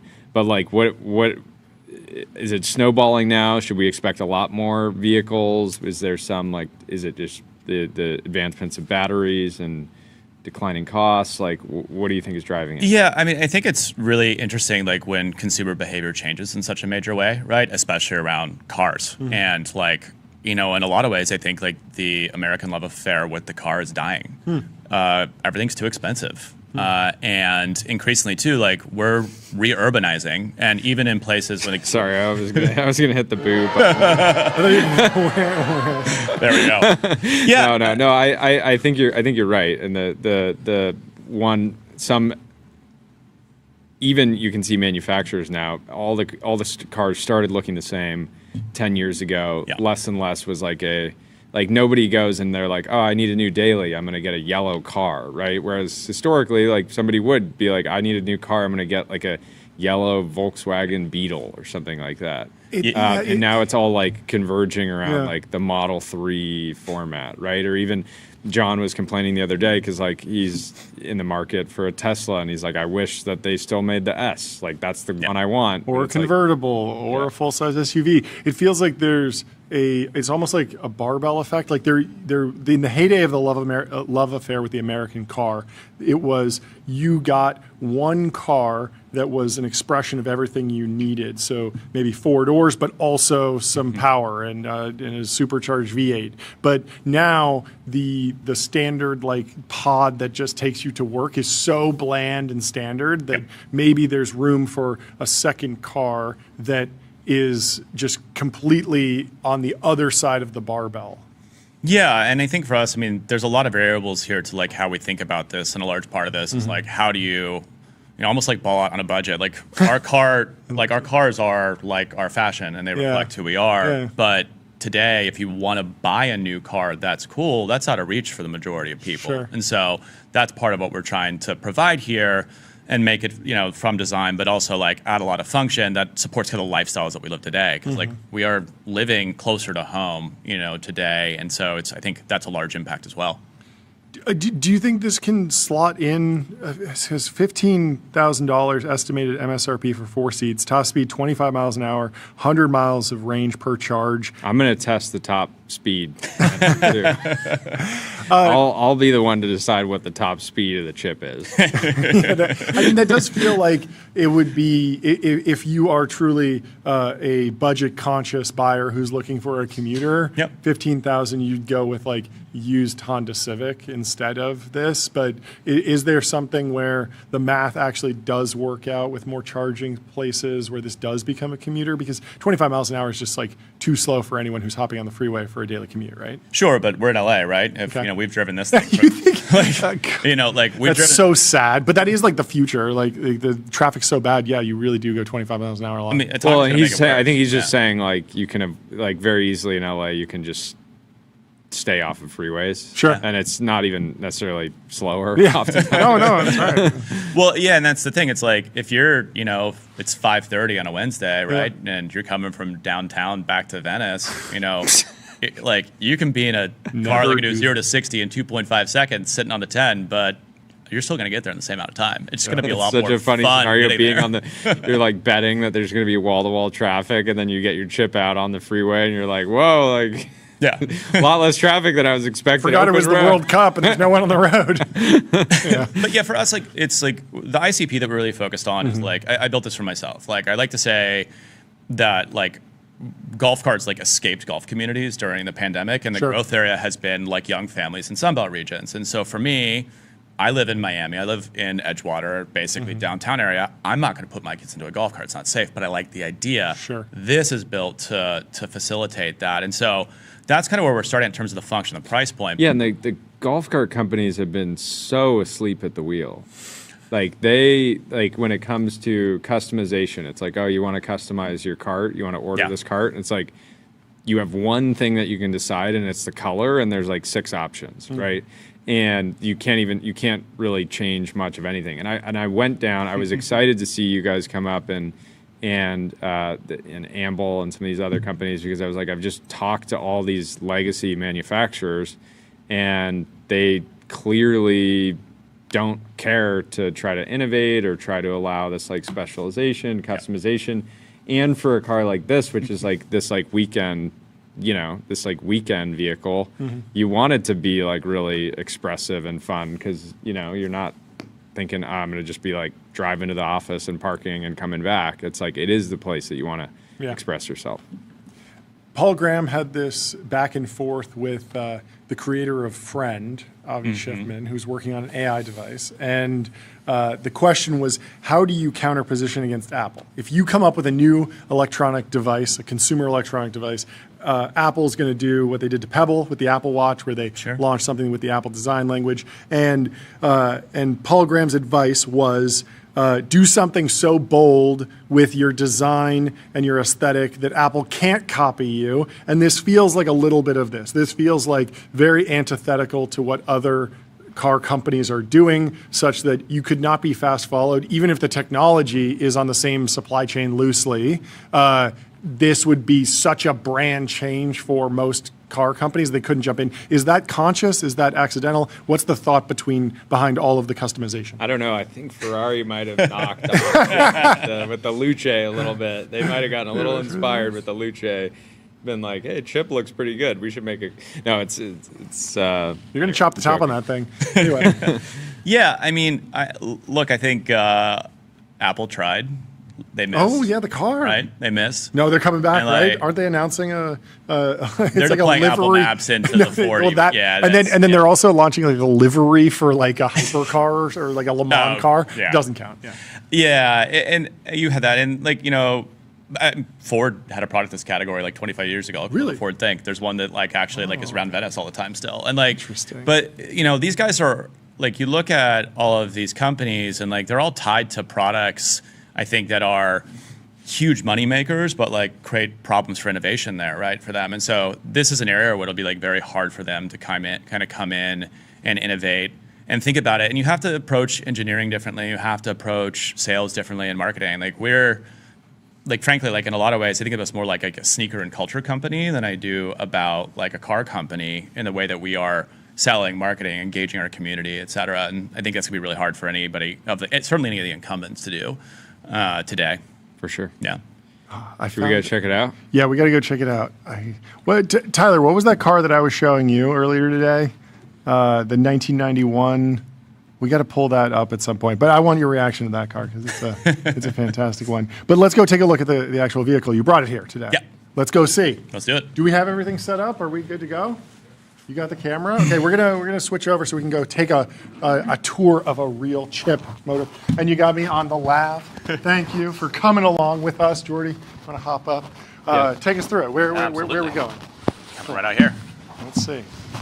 Outside the Ultradome, second car review we've done. Here we are. Whoa, here we go. Wait, it's driving itself. There we go.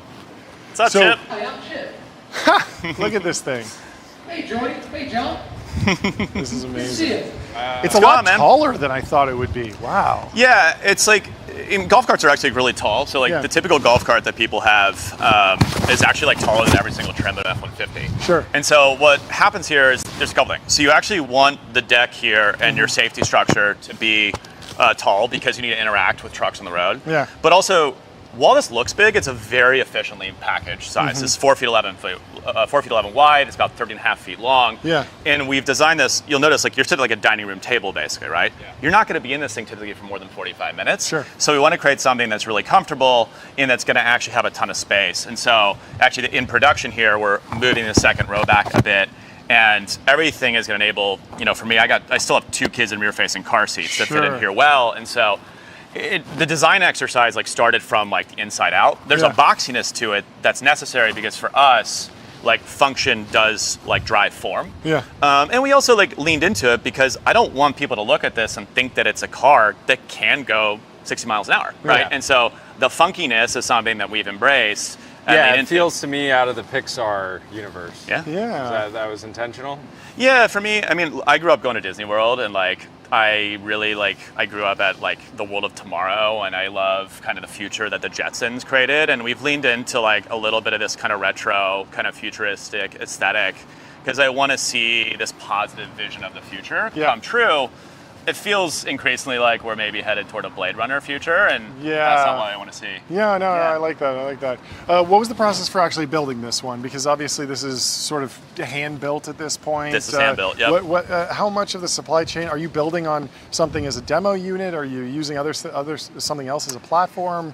Well, I imagine that you don't have your own leather tannery yet, but yes. How did this come together? How long did it take to build? Who built it? I'm curious about this process. This prototype has been built over the last 18 months and tinkered with and optimized a lot. And so we actually imported a small Chinese EV that we wanted to learn from and built on top of it. Tore it down. And ended up rebuilding. Distilled it. Yeah, distilled it, exactly. Tore it down to the chassis, ended up replacing the entire drivetrain, the battery, the whole thing. And so it's kind of over time, most of that disappeared. Yeah. And it allowed us to kind of learn a lot from, frankly, they've been doing these small EVs for a long time. Yeah. And that was really, really good for us. And so, that kind of exploration has gone for 18 months. And now we should have production intent units in hand in the next 4 months or so. And then there are manufacturers for these types of bench seats that you can go to at this point and pull those together? So actually our VP of vehicle engineering came to us from Canoe. He was a vehicle line executive there, but he thankfully started his career in seating and restraints. And so he's by the way, in a lot of ways, seating is one of the harder kind of industrial design problems for this. There's so much nuance to doing it well, and there's a lot that gets improved from here. And so we're having actually optional heating and cooling in here too. There's also optional HVAC, and so that's a huge part of our focus. Yeah. But wait, so you'll have a covered version of it as well? Yep. Yeah, we have a soft top that it will come with. We have hard doors. We have an enclosure here. We have HVAC as all as an accessory, but it's, even if you're going to be operating this in a cold place, we took this through Aspen and people absolutely loved it, or if you're in Seattle where it's raining, if it's a nice day, you should be able to top off. So our designs, we like to say, driving this home from dinner in a winter storm would be electric. Well, if you're gonna make a mountain version, you got to get chains, I guess. Yep. Well, it's all-wheel drive. We use 4 in-wheel motors as well, so it has a lot of torque. So it has no issue in the snow. Crazy. Yeah. Interesting. Very cool. Interesting. Very cool. I want one. Yeah. We can make that happen. What is this track back here for? This is L-track. So this is an option here. This is a standard kind of accessory you'll see in truck beds. Okay. This is actually also the same that they use to hold down airplane seats there. Oh. So this is an accessory. You can do tie downs and things like that. We have, so these seats actually fold down into a truck bed too. Sure. So you can use it, you can put plywood, and so we designed it that way. So the thing is, people end up wanting to buy this kind of vehicle because it's the ideal vehicle to go to the beach. But what ends up happening, and you've seen kind of this behavior, is they're like, oh, this is functional. They'll go pick up the groceries. They'll go to Costco. They'll take the kids to school.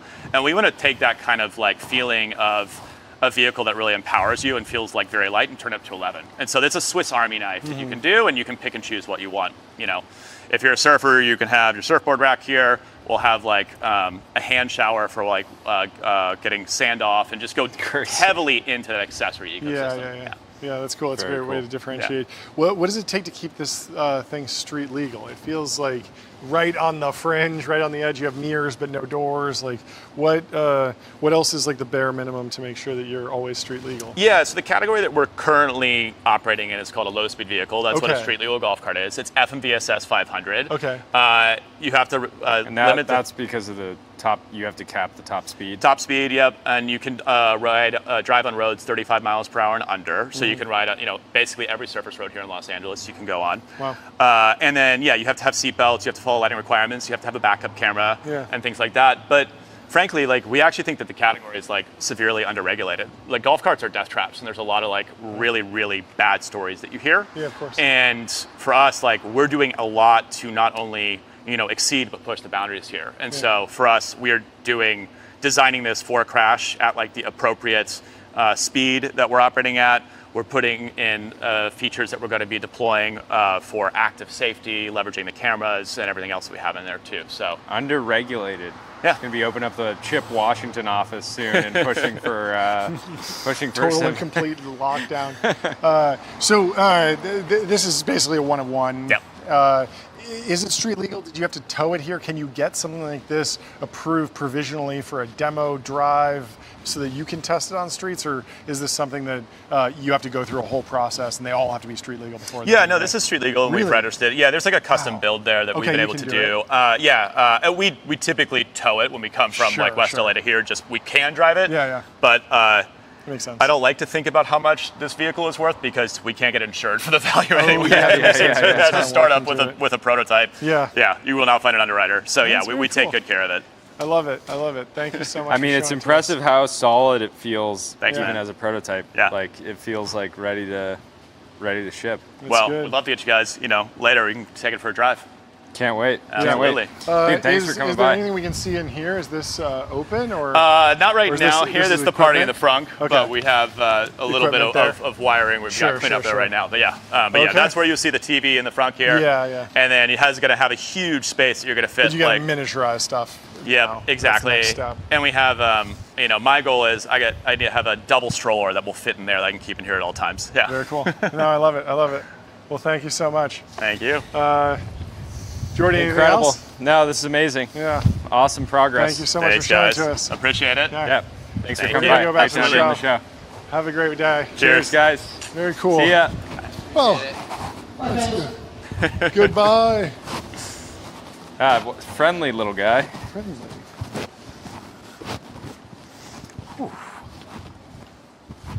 Back to the show. We have a couple more guests coming by. Tyler, did you find the car that I was talking about yesterday? Can we send that? It also looks. It's the Nissan Figaro. The Nissan Figaro, right? Nissan Figaro. Can we pull up a picture of that? I like the way this one looks, and this is just for sale on Cars and Bids right now. This old thing. Also looks a little bit like what a cool vehicle. Yeah. I'm so glad that consumers are getting options because wildly different design decisions than Amble, which obviously launched right at the same time. Yeah. Amble's going for the very low tech route, the most simple possible vehicle. Yep. They're not even really selling, I think, a screen in it. You like that? I like that. I love that. Nissan Figaro. I love it. Whereas Chip is going for really creating a consumer electronic product in many ways. Tyler, do you want to send a link to the car that you were looking at picking up earlier. I think it was a little bit of an older car. I want to get Jordy's review of whether or not you should pull the trigger on this car. Have you ever owned an old car? Not since college.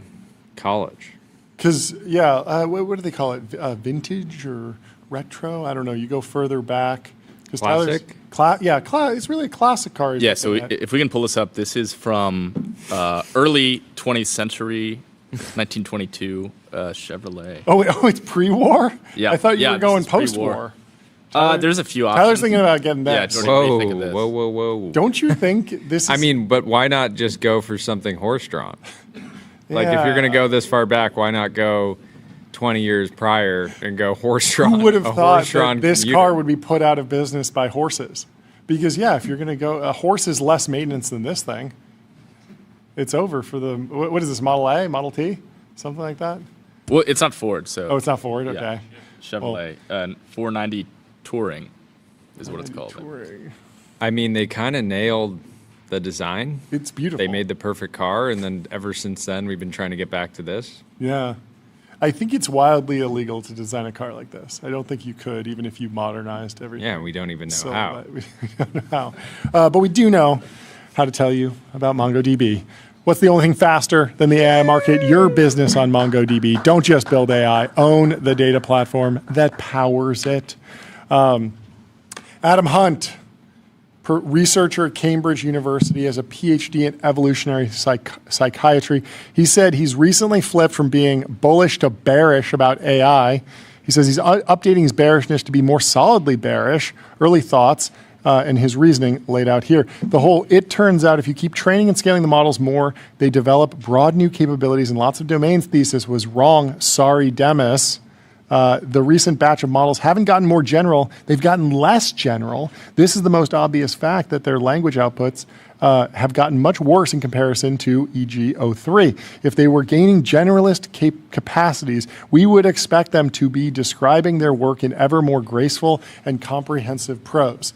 And I don't know if that's that accurate. I mean, you hear about like Claudish and like the little languages that emerge from the models to be more token considerate. And so there is an evolution of language there, but I sort of take his points that it feels very much like the spikes are getting spikier. And if you scroll down, you can pull up this chart. So Thomas Puero had put out this mainstream AGI thesis, this idea that there's spiky intelligence. It starts, if you zoom in on the top left there, you'll see the circle where there's tasks that AI can do, and a human is better at every single task. Then the AI is helping me in some tasks, means that there's these little spikes where the AI is maybe 80% as good as you, so it's somewhat helpful, but there's other areas where it's useless.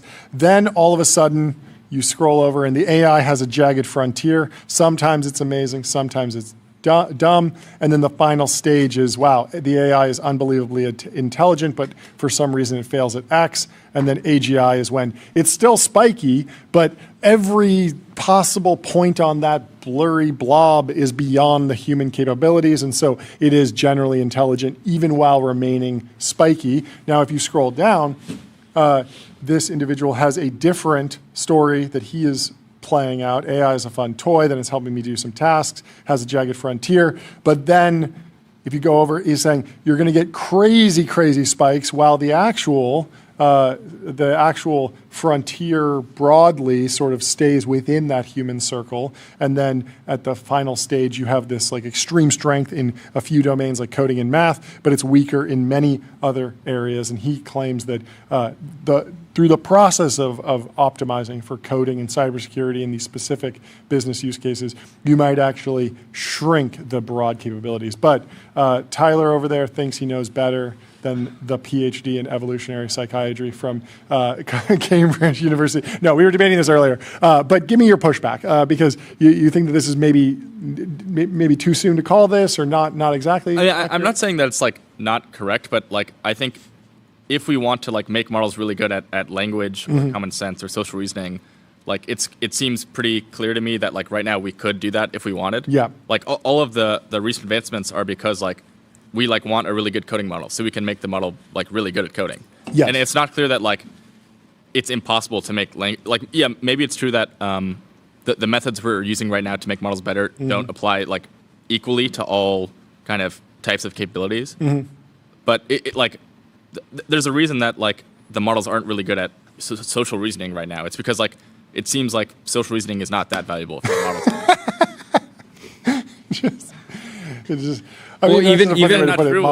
Even writing. Yeah. It's like, look at some of the most iconic like exchanges in business history. You're never like, oh, well, when Steve emailed the Adobe CEO, his prose wasn't absolutely electric. Yeah. It was just like, what did it actually say? And so I think it's possible that like incredible writing just isn't valuable enough to. Yeah, I mean, so I agree with you that there's a world where like every task needs to be hill climbed. There's some debate on the timeline today about chess bench. So Gary Marcus has taken a little bit of a victory lap, saying AGI smarter than the smartest humans. My ass. Says Kasparov peak rating 2851 probably could have crushed the best commercial language models in chess when he was 7 years old.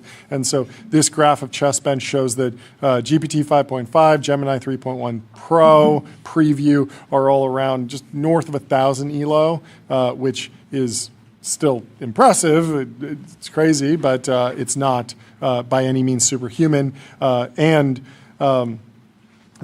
like, every time someone points out something where it's like the models are bad at this, it does seem like there's a very quick cycle of like, let's make them good at that. Yeah. Also, like I think it was Amjad that was talking about this.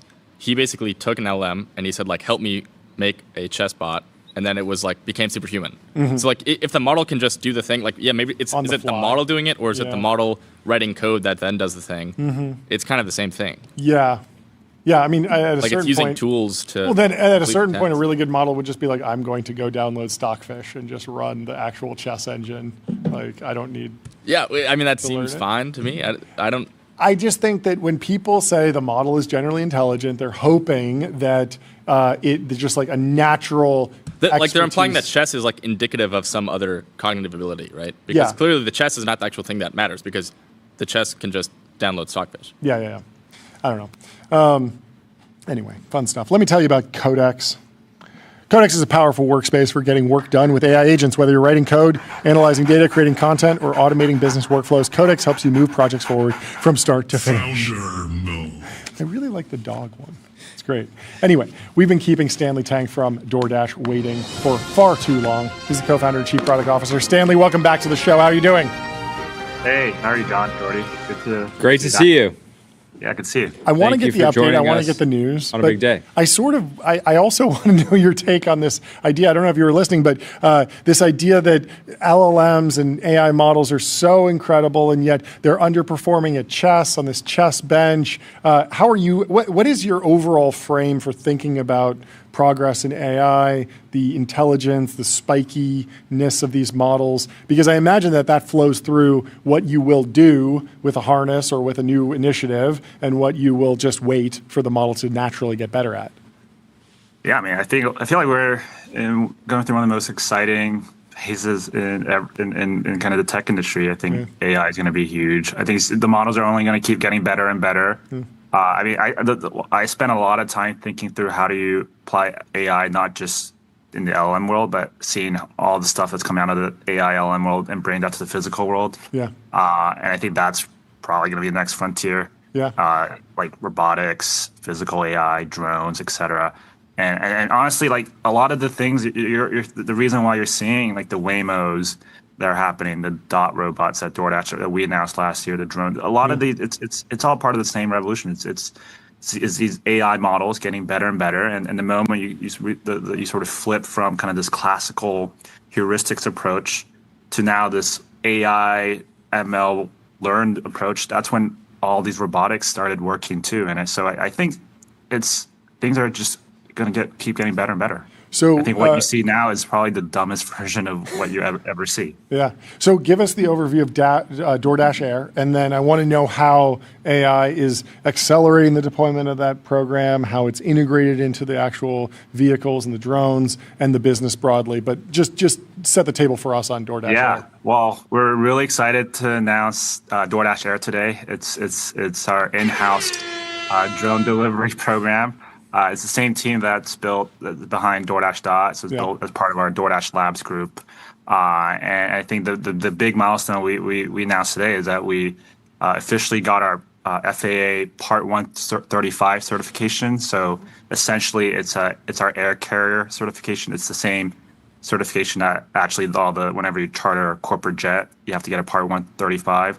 And with that, it means we're now officially legal to do drone deliveries commercially in the U.S. We're the 8th company to get the Part 135 for drone delivery. So we're really excited to bring drone deliveries to the DoorDash marketplace. Yeah, this feels AI accelerated, because if we were talking 5 years ago, 8 years ago, 10 years ago, and like the discussion was around launching sidewalk robots or drones, the or would be very important there, I imagine. And it feels like this year it flipped to and very quickly. And is that because the team is accelerated with coding agents and AI, or is it just that the opportunity is so big and your company's bigger that you can really, I know it's one team, but I imagine the team can be very big now. But what's actually enabled you to move so quickly here? Yeah, I think it's a combination of a bunch of things all coming together. I think certainly the AI piece, the models are getting better and better. Things that weren't possible 5 years ago, all of a sudden now the dot robots can now handle it. Drones can do it. I think the second is the hardware as well, just hardware getting better and better. And this investment, I mean, because of the AI revolution, there's so much money now being invested in things like compute, right? Like 5-8 years ago, like we didn't have things like the NVIDIA Thor chips and things that could actually run these powerful AI models. There's a lot of investment going behind that, and obviously now with robotics and physical AI being a thing, like a lot of investment going behind the hardware itself as well, like the drones, the components, the supply chain, and then last piece, of course, is the operational piece as well. Like, I mean, obviously we've actually been, we started DoorDash Labs almost 8 years ago. It took us a while to just even figure out the operational piece, and I think that's the other big thing a lot of people don't realize is with something like drone deliveries, it's not just putting a aircraft out there. Right? A lot of what we spent the past few years working on is also thinking through what does the end-to-end stack, the end-to-end infrastructure looks like. Like how does a drone actually plug in to the DoorDash network? Like what does the loading infrastructure at a merchant look like? How does a merchant handoff look like? How do you route a drone order, a dot robot versus a human dasher? How do you even know if an order is drone eligible or not? Like how do you build? So we have to build. What do we have to build a device? It's called Smart Scale, where we give out to these merchants, where you have to weigh the device so that it's actually, there's weight limitations on these drones. That's actually a drone eligible order. Right? So we had to build all that. I mean, a drone itself is not particularly useful if it's not connected to our marketplace, if it's not connected to our customer, to our merchants. And we spent a lot of time working on those. So I think it's you got to do all of the above. I think it's a confluence of a lot of these things all coming together. That's which we feel like which makes it the kind of the perfect moment to do DoorDash Air. So there's a lot of AI, I imagine, accelerating the development of the SaaS products that you need to create the ecosystem, actually run the drone program. Then there's probably some AI-assisted hardware development, everything from procurement, sourcing parts, the supply chain. But then what does the AI actually look like on the drone? You can't probably bring an NVL72 with you. So what is that? What does that look like? What does the autonomy stack look like on a modern drone these days? Yeah, I mean, we'll have more to share about the drone itself, but I mean, you can imagine it's just even things like how does a drone I think like thinking through like for example the pickup experience or the merchant, like how does a drone actually, the way it docks at a drive-through standalone store is very different than a strip mall. Like it's very different than like a rooftop. Like it's like how do you build kind of the perception system to kind of handle these various merchant pickup infrastructure. Again, that's part of going back to like you got to think about the system end to end.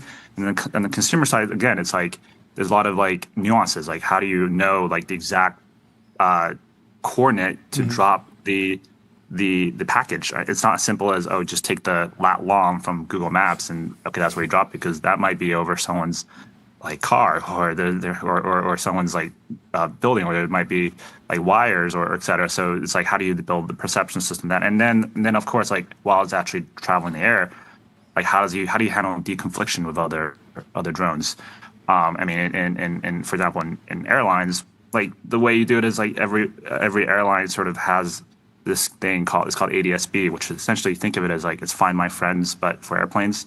So I'm a pilot, so I actually kind of deal with this all day.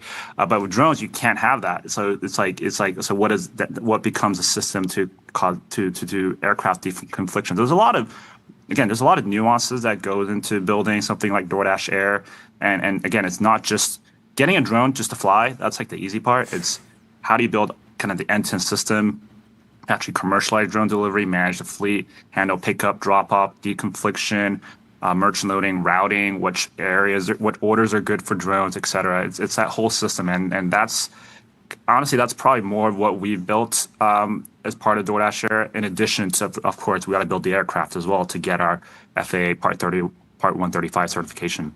Tell me the story of DoorDash's original go-to-market, your selection of markets, because you took a pretty contrarian stance, if I remember, and then I want to know about if you're thinking of applying that same philosophy to the rollout of DoorDash Air. Yeah, I mean, we started DoorDash 13 years ago in Palo Alto. It was literally a Stanford food delivery project. It was called PaloAltoDelivery.com back then. 8 PDF menus and a Google Voice phone number. We're delivering out of our own cars. Like Tony had a Honda Accord. We were just driving around delivering orange hummus. So we definitely come a long way. But I think the principle remains the same. It always starts I think this is a common trap a lot of these companies make, is instead of saying, let's just build something cool, cool technology for the sake of it, you always have to start with what's the use case, what's the customer use case, what do these deliveries look like? And especially with DoorDash, I think again people kind of have this misconception that like delivery is very nuanced. It's not like we do over 3 billion deliveries a day.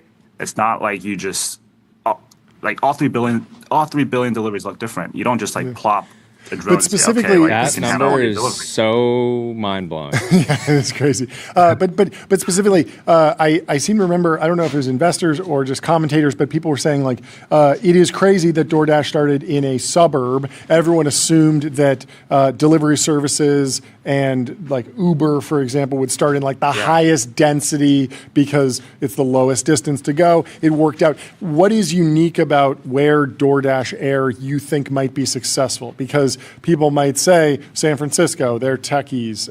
They might say New York, but there's different considerations around tall buildings and regulations. Like, where should we see this flourish early? Where's the last place it's going to go? Yeah, I mean, in a way, it's kind of similar to DoorDash. Like DoorDash thrived in the suburbs, and I see the same roadmap here of drones. It's like, again, you start with the use case. Where are the deliveries happening? And does this use case fit into our form factor? And turns out drones do really well in suburbs because, one, you can travel, like it's great for deliveries where things are further out, where perhaps there's not a straight line you can just get to, or maybe more rural areas where it's less desirable for human dashers to take an order. And also, of course, like drones don't have to sit through stoplights and things like that. And then, of course, single family homes are like in suburbs are like the perfect use case for dropping off the drone package, like right in front of our, in your front porch or your backyard. So again, it's like, I think you always want to start with what the use case is and kind of figure out like, okay, like these are the deliveries are really good for drone deliveries, but then these are deliveries that are really good for our dot robots, and then the remaining maybe is a complicated grocery order with like you have to go up steps or high rises. You still want humans to do that. So again, it's all about like picking and choosing. There's no two deliveries across our 3 billion deliveries that look the same, and it's all about how do you build kind of this multimodal system, right? Like that's kind of the future we believe in, is kind of this multimodal platform.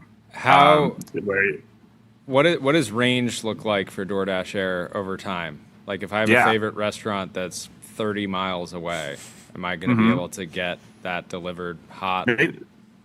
Maybe one day. I mean, but so far, like most of our deliveries tend to fall between kind of the 3 to 6 miles, maybe it's up to 10 miles. And if you can kind of get a coffee delivered in under 15 minutes, when before it might have taken 45 minutes or an hour, like that's like that would be a killer use case. Again, it's like, what are the use cases we can unlock that is possible with drones that you couldn't do with someone that's in a car? Those are deliveries. You're thinking about ordering French laundry to Malibu?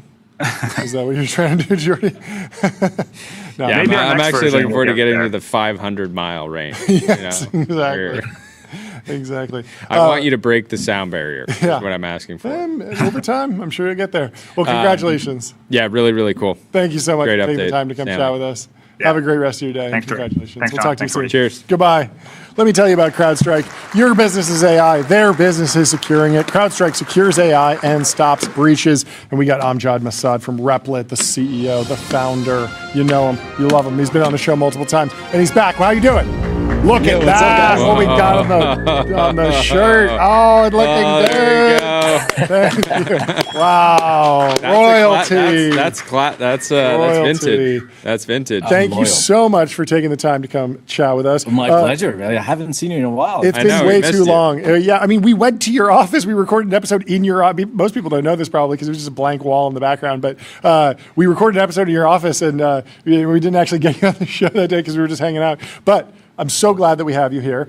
Catch us up to speed on what's happening in Replit world, the new launches, the AI-powered creative suite, and then I have a million other questions to ask you. Awesome. Yeah, so a few things are happening. One is, you might have seen, we signed this big letter with NVIDIA and Microsoft around open models. We're really excited about open models. Look, for 2 years, Anthropic was the undisputed king of coding agents. And right now, actually, it's not just GPT that's caught up, but also the open source models. Kimi K3 is an amazing model. It's at maybe quarter the price, sometimes even better. And it's also a fantastic design model. So we have this new, what's that? I saw the Arena leaderboard. We were talking to Joe Weisenthal about this an hour ago. That Kimi K3 really outperformed Spiky on front end, which is, we were talking about how it changes the conversation, because if it's spiked on bioweapon development, that would be a different conversation. But if we wanted to spike anywhere, front end is probably a good place for it to spike. Absolutely, absolutely. It generates beautiful aesthetics. It's the first model that I see that is actually trying to reason about design, trying to, like, if you read the traces, that's the cool thing about open models. They kind of show you the traces now. The closed models don't show you the traces anymore. It thinks about page structure and layout and aesthetics and things like that. And so Replit Design, for one, is the first product on the market that's purely multimodal. We evaled every model on the first of the earth. Some of them are good at SVG, others are good at animation, others are good at CSS. And so we created an environment that brings up the best of these models. You can also select the model you like. You want to design purely with Kimi? Go ahead and do that. And so there's no other place on the internet where you could do that. And kind of the motivation behind that is, we've been on a now multi-year crusade against slop. We don't want to be purveyors of slop on the internet, right? I mean, we're all inundated with text slop. I mean, LinkedIn is sort of unusable at this point. But also all the apps kind of look the same. That's good, because I haven't logged in months. Yeah, it's not worth it, honestly. And so we're like, okay, how can we make it so that, look, we think people largely have taste. It's hard for them to express how they want designs to look. And so we came up with this concept we're calling ambient intelligence, where you can design by point and click. And the way that happens is you sort of, well, first of all, we give you a mood board. We integrate it with Mobbin. It's typically a paid service. We're providing it for free. And so you can find inspirations from around the internet, from the best UI UX websites and landing pages. You can drag and drop them into the canvas. Then when you click on an artifact on the canvas, it gives you options to continue the design. It's like, let's design another page. Let's look at different vibes. Let's generate different variations. And so I'm someone who I think I have a good taste. I know what looks beautiful, but I can't express it. I can't say, it should be brutal style, whatever. I don't have the language. And so by just pointing and clicking, I'm arriving at really cool designs. Like I'm working with an architect on our new office. I kind of know intuitively what I want my office to look like, but I can't go and Pinterest and search or whatever. So I went to Replit, put an initial prompt for things I like. It created kind of a mood board I like, point to click. An hour later, I have something exactly that I would like. I would never in 100 years be able to express it. So it's really, that's the beauty. I mean, that's designed for non-designers. That's sometimes you don't have words for it, but you also just need to see every possible direction, and then you can really hone in. And to me, that's it's so crazy to me. I used to go when I was like a teenager. I'd go on the freelance platforms, and I'd do like a $5 project to make a logo, and I'd have a bunch of people do it. I'd spend $25, $30 on it, and I was so excited to get all these different kind of variations. And now it's actually as simple as a single prompt. You can just put in the prompt, make me 30 versions. Don't just make a logo, make 30 versions of the logo. So it's not even a prompt. It's 2 clicks on Replit, and we talk a lot internally about the post-prompting world. Like I think we're entering a period where prompting is no longer needed. Some people will still do it, but it's not just in design. I'm sure you're kind of following the narrative around loops, where you specify a high-level intent, and then agents prompt other agents. And so this is something we're increasingly focused on because, again, people are really not good at prompting. It is we went from coding, which is a very low-level kind of task, to prompting higher level, but it's still somewhat low level from how people think. The way people think is they specify an intent. Like I want my sales leads to get responses in 5 minutes. Sure. I don't want to say I want the routing to be that way and that way. Agents should be able to figure it out. Yeah. How are you thinking about? John wanted like a large kind of lever, like a slot machine, to not have to prompt anymore. Just pull the lever, Yes. If you could use that to start a new loop, that would be a very satisfying user experience. How are you thinking about? It'll be like these Vegas casinos where all. Yeah, exactly. That's the game. How are you thinking about game development? There's been some very impressive web-based games. There's been some acceleration in what I'm seeing on Steam with little niche games, and it feels like that's a place where you're particularly just well set up. And I feel like a lot of I don't want to characterize the Replit community too precisely because it's huge, but it feels like there's a lot of folks who want to build a business. They go to Reddit. They want to build a tool. They go to Replit. If they want to build a game, they might be going there too. They probably already are, but it feels like that's the next thing to really really get polished, really get deployed into the mobile app stores, into Unreal Engine. And there's more harness there and partnerships that I could imagine you creating a really amazing product around.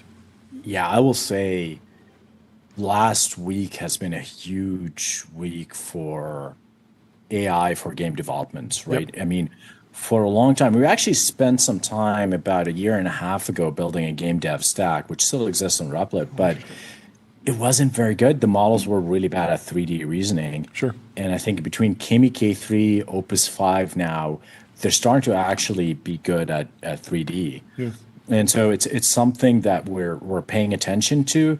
There's actually already a large community of people who do a lot of 3D and games things on Replit. We recently launched a CAD integration, so you can like make real physical products, and we actually have some folks in the office that designed something on Replit and actually went and cool. produced it. Yeah. And so it's not just games. I think it'll start affecting robotics. It'll start affecting kind of physical industrial design.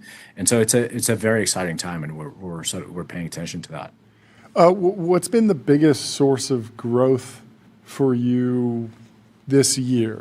There's a lot of companies that are doing, direct response advertising, influencer marketing, channel partnerships. There's so many different ways, just SEO, GEO. What stuck out to you as a particularly valuable marketing strategy that's grown the platform? We do all of the above. I think we have one of the best performing UGC ads right now. Yeah. I'm sure. I don't know if you saw that, but we have like a bunch of videos where people. There's like one that's really going viral right now where like typically a woman is getting like an app from Replit, like a Replit built app. About like asking her out on a date. Oh, I think I have seen this. Yeah. Yeah, 25 million views and all of that, and now a lot of our competitors are copying it. Sure. But the biggest source of growth has been enterprise. Interesting. And I think Replit differentiates in many ways, but one of the ways we differentiate is because we've been building the platform for a long time. We actually have a really deep stack. Like everything, when you buy Replit, you get a hosting environment, deployment environment, security agent, you get admin controls, you get all this enterprise stuff. And we've been growing really fast in enterprise because, vibe coding has been kind of proven out. And now we've went from kind of the consumer excitement that happened last year and now real adoption in enterprise affecting real impact on how people actually work.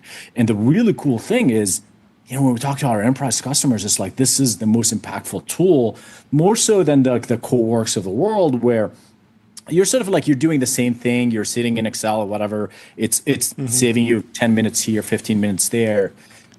This is actually automating entire workflows where it's like I used to do this for 20 hours a week. Yeah. Now I built an app and I do it for 0 hours a week. Yeah. And so you can automate entire work. And we have a bunch of products and launches coming up around this idea of loops and really automating work coming soon. And so enterprise has been the largest growing segment for us. We're still growing consumer, prosumer, and all of that. Are enterprises asking you to sort of act as a de facto router? Because you're model agnostic and you understand the different pros and cons, there's a world where if I have a workforce that's pretty deeply integrated into the Replit ecosystem, I could either go to you or maybe even enforce a rule that says, hey, for front end, we're using Kimi because it's cheaper and this meets our standards. So at this company, we want you to... that. Okay. And they're asking for that granular control on a user and a group level. So I want my designers to be on Kimi. I want my front end to be on that. Yeah. They want that deeper controls. And what we're seeing from enterprise customers is that they're saying, like, look, I know the big AI labs are trying to lock me into these big contracts where I'm just using them. And there's this whole token maxing thing that was happening and everyone was sort of burnt by it. And there's like really deep mistrust. Because also a lot of the big AI products don't put guardrails around their product. And so a lot of employees, you have instances where employees are spending, like one employee could spend like $10,000, $20,000 a week, like a month doing that. And so they're asking us for controls on models, on spend, for routing. But also, I think more importantly, is I think the guardrails that we build into Replit. So when you're doing design, you're in design mode. The agent is a designer. It doesn't veer off and do a lot of random things. When you're building an app, we have the guardrails around building apps. And even with that model routing, Replit is a lot more outcome focused and actually cheaper. And we see a lot of companies now ripping out say Claude, they gave everyone Claude, right? Yeah. And they're like, okay, my engineers are great at it, but actually people in legal and finance, Sure. they're burning tokens for no reason. Yeah. So let me implement Replit and let them be focused on a certain task. Yeah.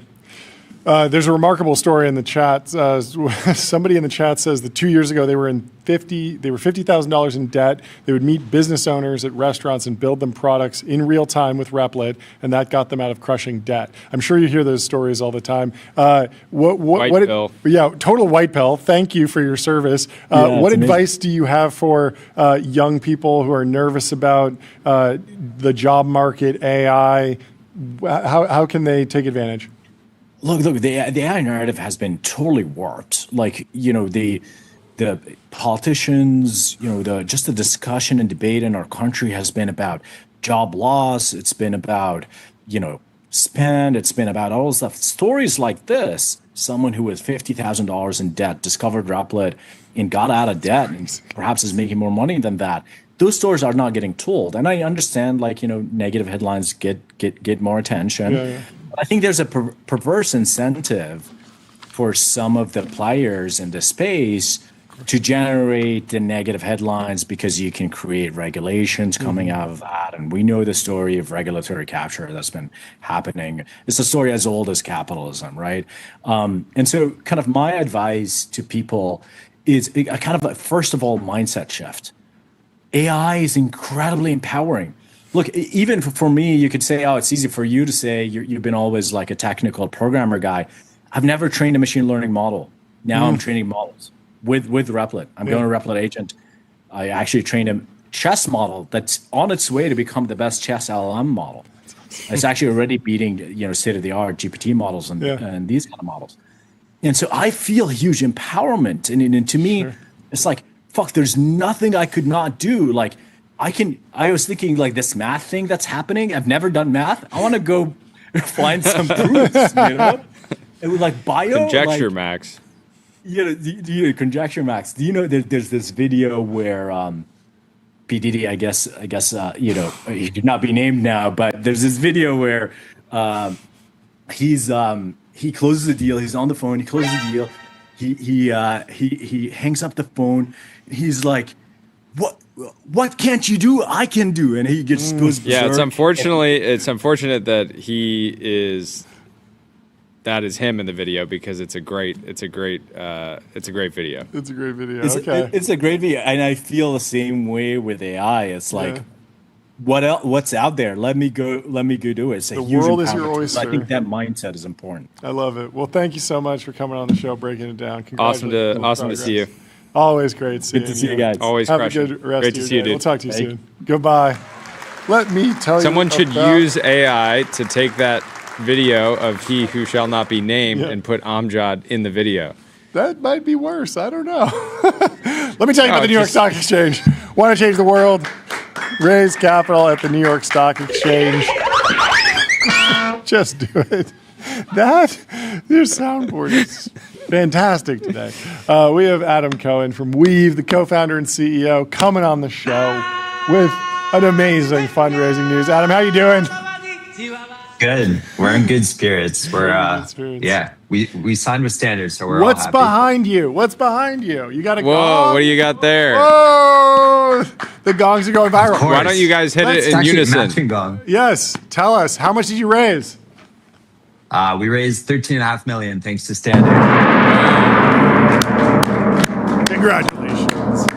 Now. All right, quick history on the company. Please. And then we can get more into the round and where you're going.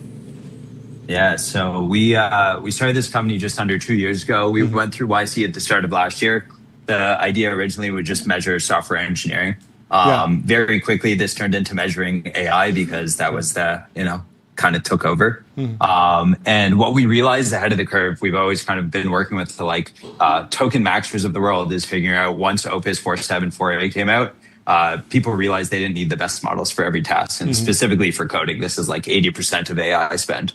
So we built the world's best prompt router. It reads your prompt and actually ships it to the right model at the cheapest cost. And this is what Standard's super excited about. And we are starting to go crazy with. Who do you sell to? Do you sell to the CEO, the CFO, the CTO? Yeah, we sell to the CTO. Okay. CFOs, CEOs obviously love us, but like we're only focused on engineering. We think that's like still the majority of where AI spend is happening. So we're just focused on like every engineering task, as opposed to like, a lot of the other routers are trying to do some other things or either app level routing or just code routing. Okay, and then how do you differentiate against the other routers? Break that down. App level routing. That's somebody that's integrating a router into their product so that behind the scenes it's just deciding it for the user. This is more of purely this sort of enterprise focus where teams are doing various tasks or they have agents running and you're sitting in between them and the models to run all of those processes as efficiently as possible. Yeah, that's exactly like the app level routing. For us, what we're doing is like anybody using Claude Code or Codex plugs in our router. It sits directly in their current workflow, adds like next to no latency, and it will route to whatever the most cost efficient model is. So we host all the open source models in the US. They prompt, it routes to the right spot, and they save up to, some companies up to 80%. That's amazing. What is customer acquisition like? Is this, like person to person at the highest level? You're going after enterprise CTOs, so you're meeting them, talking to them, or is there like a self-serve option for like small businesses? Because it feels like a lot of small businesses, they might be starting to use AI, starting to use coding, but a lot of them are on a $200 plan. They're getting great value. They're not really in the like token maxing is going to, make or break my business this quarter. Exactly. Yeah. So like all the max plans, people still don't care that much. We have some startups spending like 5-10K per engineer per month. We're in that bucket, but like startups still don't care that much. Right. So it's mostly like enterprises that we're targeting. Yeah. We work with like developer experience or developer productivity teams. They're kind of owning this now, the like optimization layer. Sure. Is it fair to say that something like 15 minutes could save you up to 20% on your token bill? Absolutely. What's that tagline? Is that Geico or something? Yeah. Geico. Sorry, bad joke. Couldn't help myself. Well, so what does your actual team look like? Are you building in San Francisco post YC? Of course. It's the only way for what we're doing. We're all in person. 996 kind of feel here.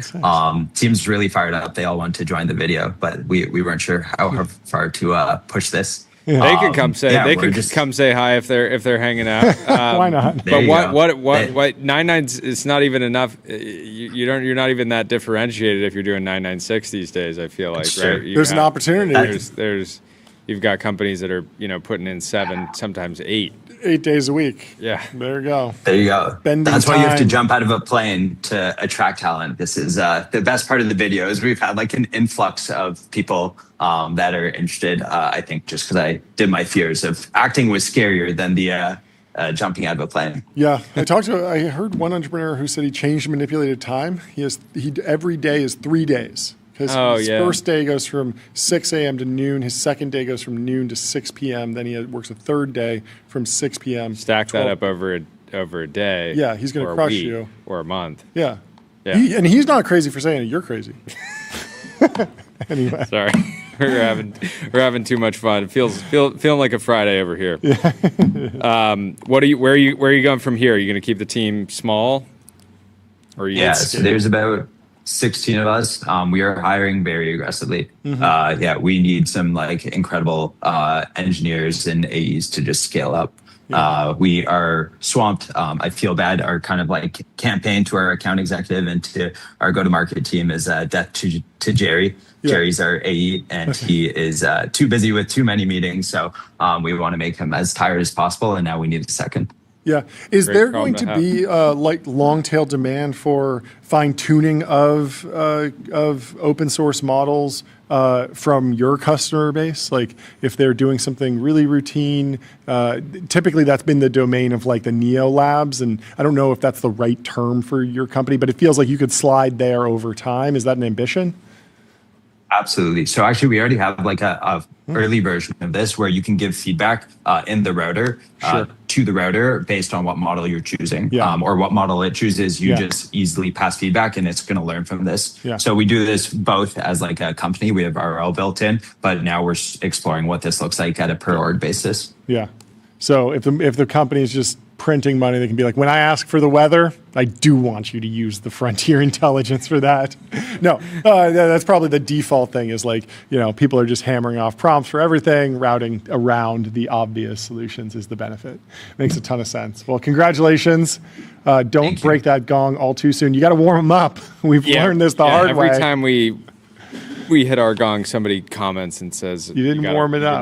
You didn't warm it up. But so far, may the so gong far so good for us. Ring loud and often for your business. Good luck, and thank you so much for coming on the show to break it down. Great to meet you. Have a great rest of your day.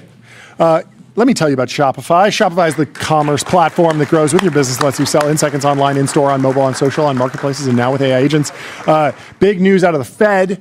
The Fed holds rate steady, but 3 officials voted for a rate increase. The rate has been unchanged in this July meeting. The split shows pressure building inside the central bank to act on inflation 2 months after Chairman Kevin Warsh took over, and the Dow skids 1,100 points as investors worry about Fed next steps. They're thinking that there might be a rate hike in reaction to inflation, of course, somewhat driven by energy prices, oil prices. Oil is spiking again. And so lots of tricky news for the global economy. But fortunately, the economy chugs on and the economy is strong. So I believe in it.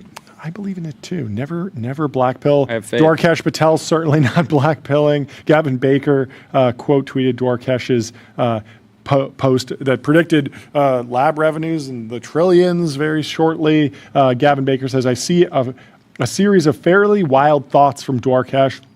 I thought I was bullish, but even I am not assuming that the price to rent compute continues to go up. I will say that I am in Silicon Valley this week, and Dwarkesh is capturing the zeitgeist. Net, public markets would probably be trading differently if they saw the OpenAI, Anthropic, Grok Cursor, and open source numbers over the last 6 weeks, because everything is growing. Even there's so much horse race around, open source is going to come and grow. And it's like, well, sometimes open source comes and grows and everything else grows too. And that's what we've seen throughout the whole DeepSeek saga, when the lab revenues grew a ton, even though open source was big. There's a comment here that I think is on the nose. Please. J Capital says, timeline is very interesting. All private AI companies have their best 6 weeks, while retail AI/semis have their worst 6 weeks. Very, very interesting. So disconnect there. Yeah. I mean, one of them, SK Hynix, $64 billion in quarterly profit. It was a disappointment for chip investors, and SK Hynix fell 10% despite record results powered by the AI boom. The profit increase was incredible. I think they grew profit over 500%, something like that. And still, the stock traded down because expectations are so high, everything's priced to perfection. In other news, HBO Max is launching HBO Max Shorts for those who don't have the attention span to watch an episode of TV. It's a mobile feature designed for users to watch iconic and memorial scenes from the HBO library in a vertical and scrollable feed. This is already happening on Instagram and TikTok. You see a lot of movie clips, just great moments, and it actually is great content, so I can understand why they're trying to own a piece of that. You got to get the Jeffrey Katzenberg apology form circulated. Oh, for sure. Yeah, for sure.